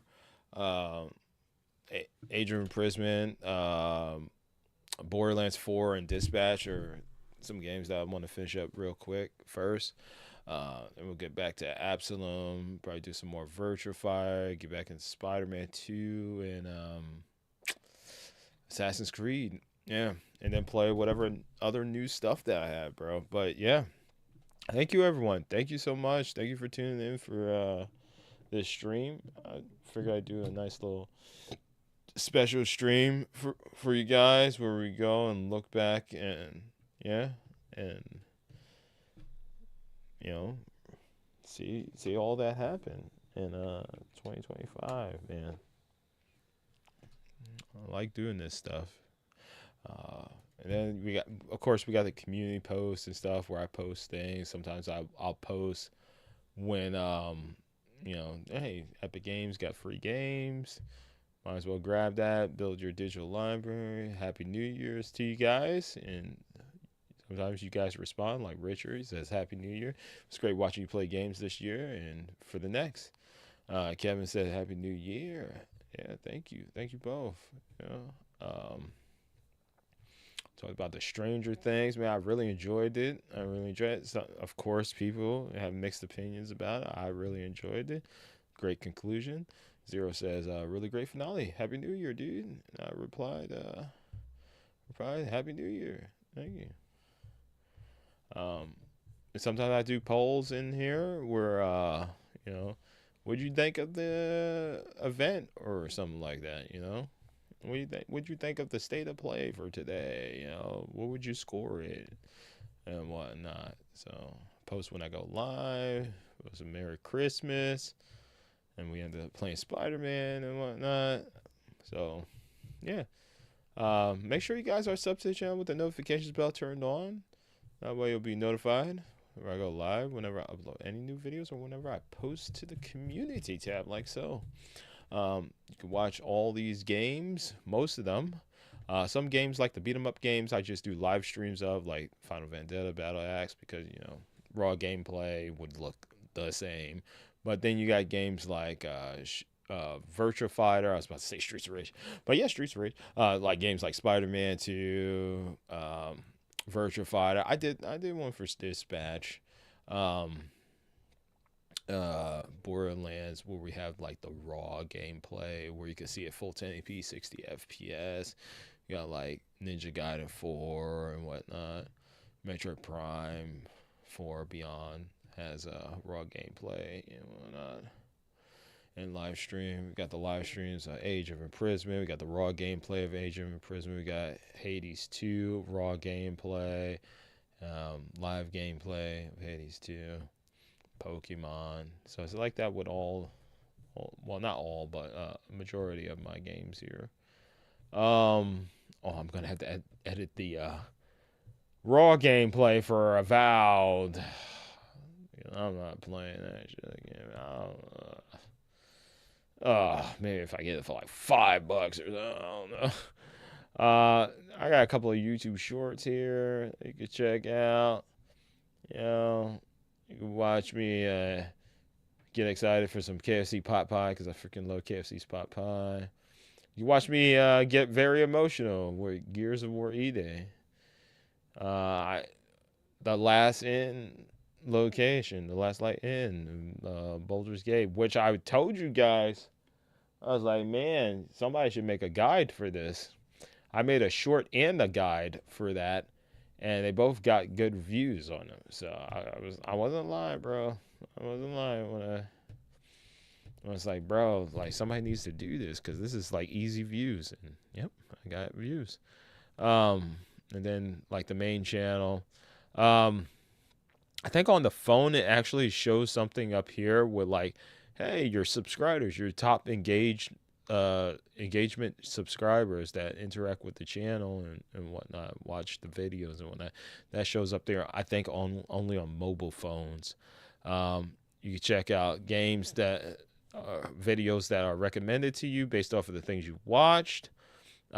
Here's my new sub recommended playthroughs, which consists of Game of the Year previous winners, some of them. And I usually do like the first 5 games, which you can see what was the top 5 games of the year of 2024 for me. We got Tekken 8, Astrobot, Indiana Jones and the Great Circle, Persona 3 Reload, and The First Descendant. Then back here I have some other games that you should check out. I'm going to update this stuff too, because Dragon Age should not be up there. I don't know why Dragon Age is up there. But yeah, Jet Set Radio, Ratchet & Clank, Tony Hawk's Underground, some games that I played in the past. I'm going to update that stuff though. Maybe drop some other games up there. But once I do the Game of the Year list, this will update with 2025's Game of the Year list. And then here we got recently created playlists. So if there's any recent games that I started that you want to check out the playlist for, you can watch that stuff here. A lot of these games have one because I was just testing a lot of them out, just trying to get that Game of the Year stuff together. And I also need to update the channels that I watch daily, because I haven't watched Hyphonics in a minute. I still watch Giant Bomb, Jeff Gerstmann, Spawn Wave. Haven't watched Tyrone or Player Essence, Strawberry Park being elite in a minute. I watch Max on Twitch, so I gotta update this too. It's more Jeff now, Jeff Gerstmann, yeah. And my latest post and whatnot. So yeah. All right, thank you guys. Thank you so much. Here's the 2026, baby. Here we go. 2026, more games, baby. Let's go. Woo! Thank you all for watching. Until then, I hope to see you all next time for some more video games. All right. Good night. And Happy New Year. Woo. Happy New Year.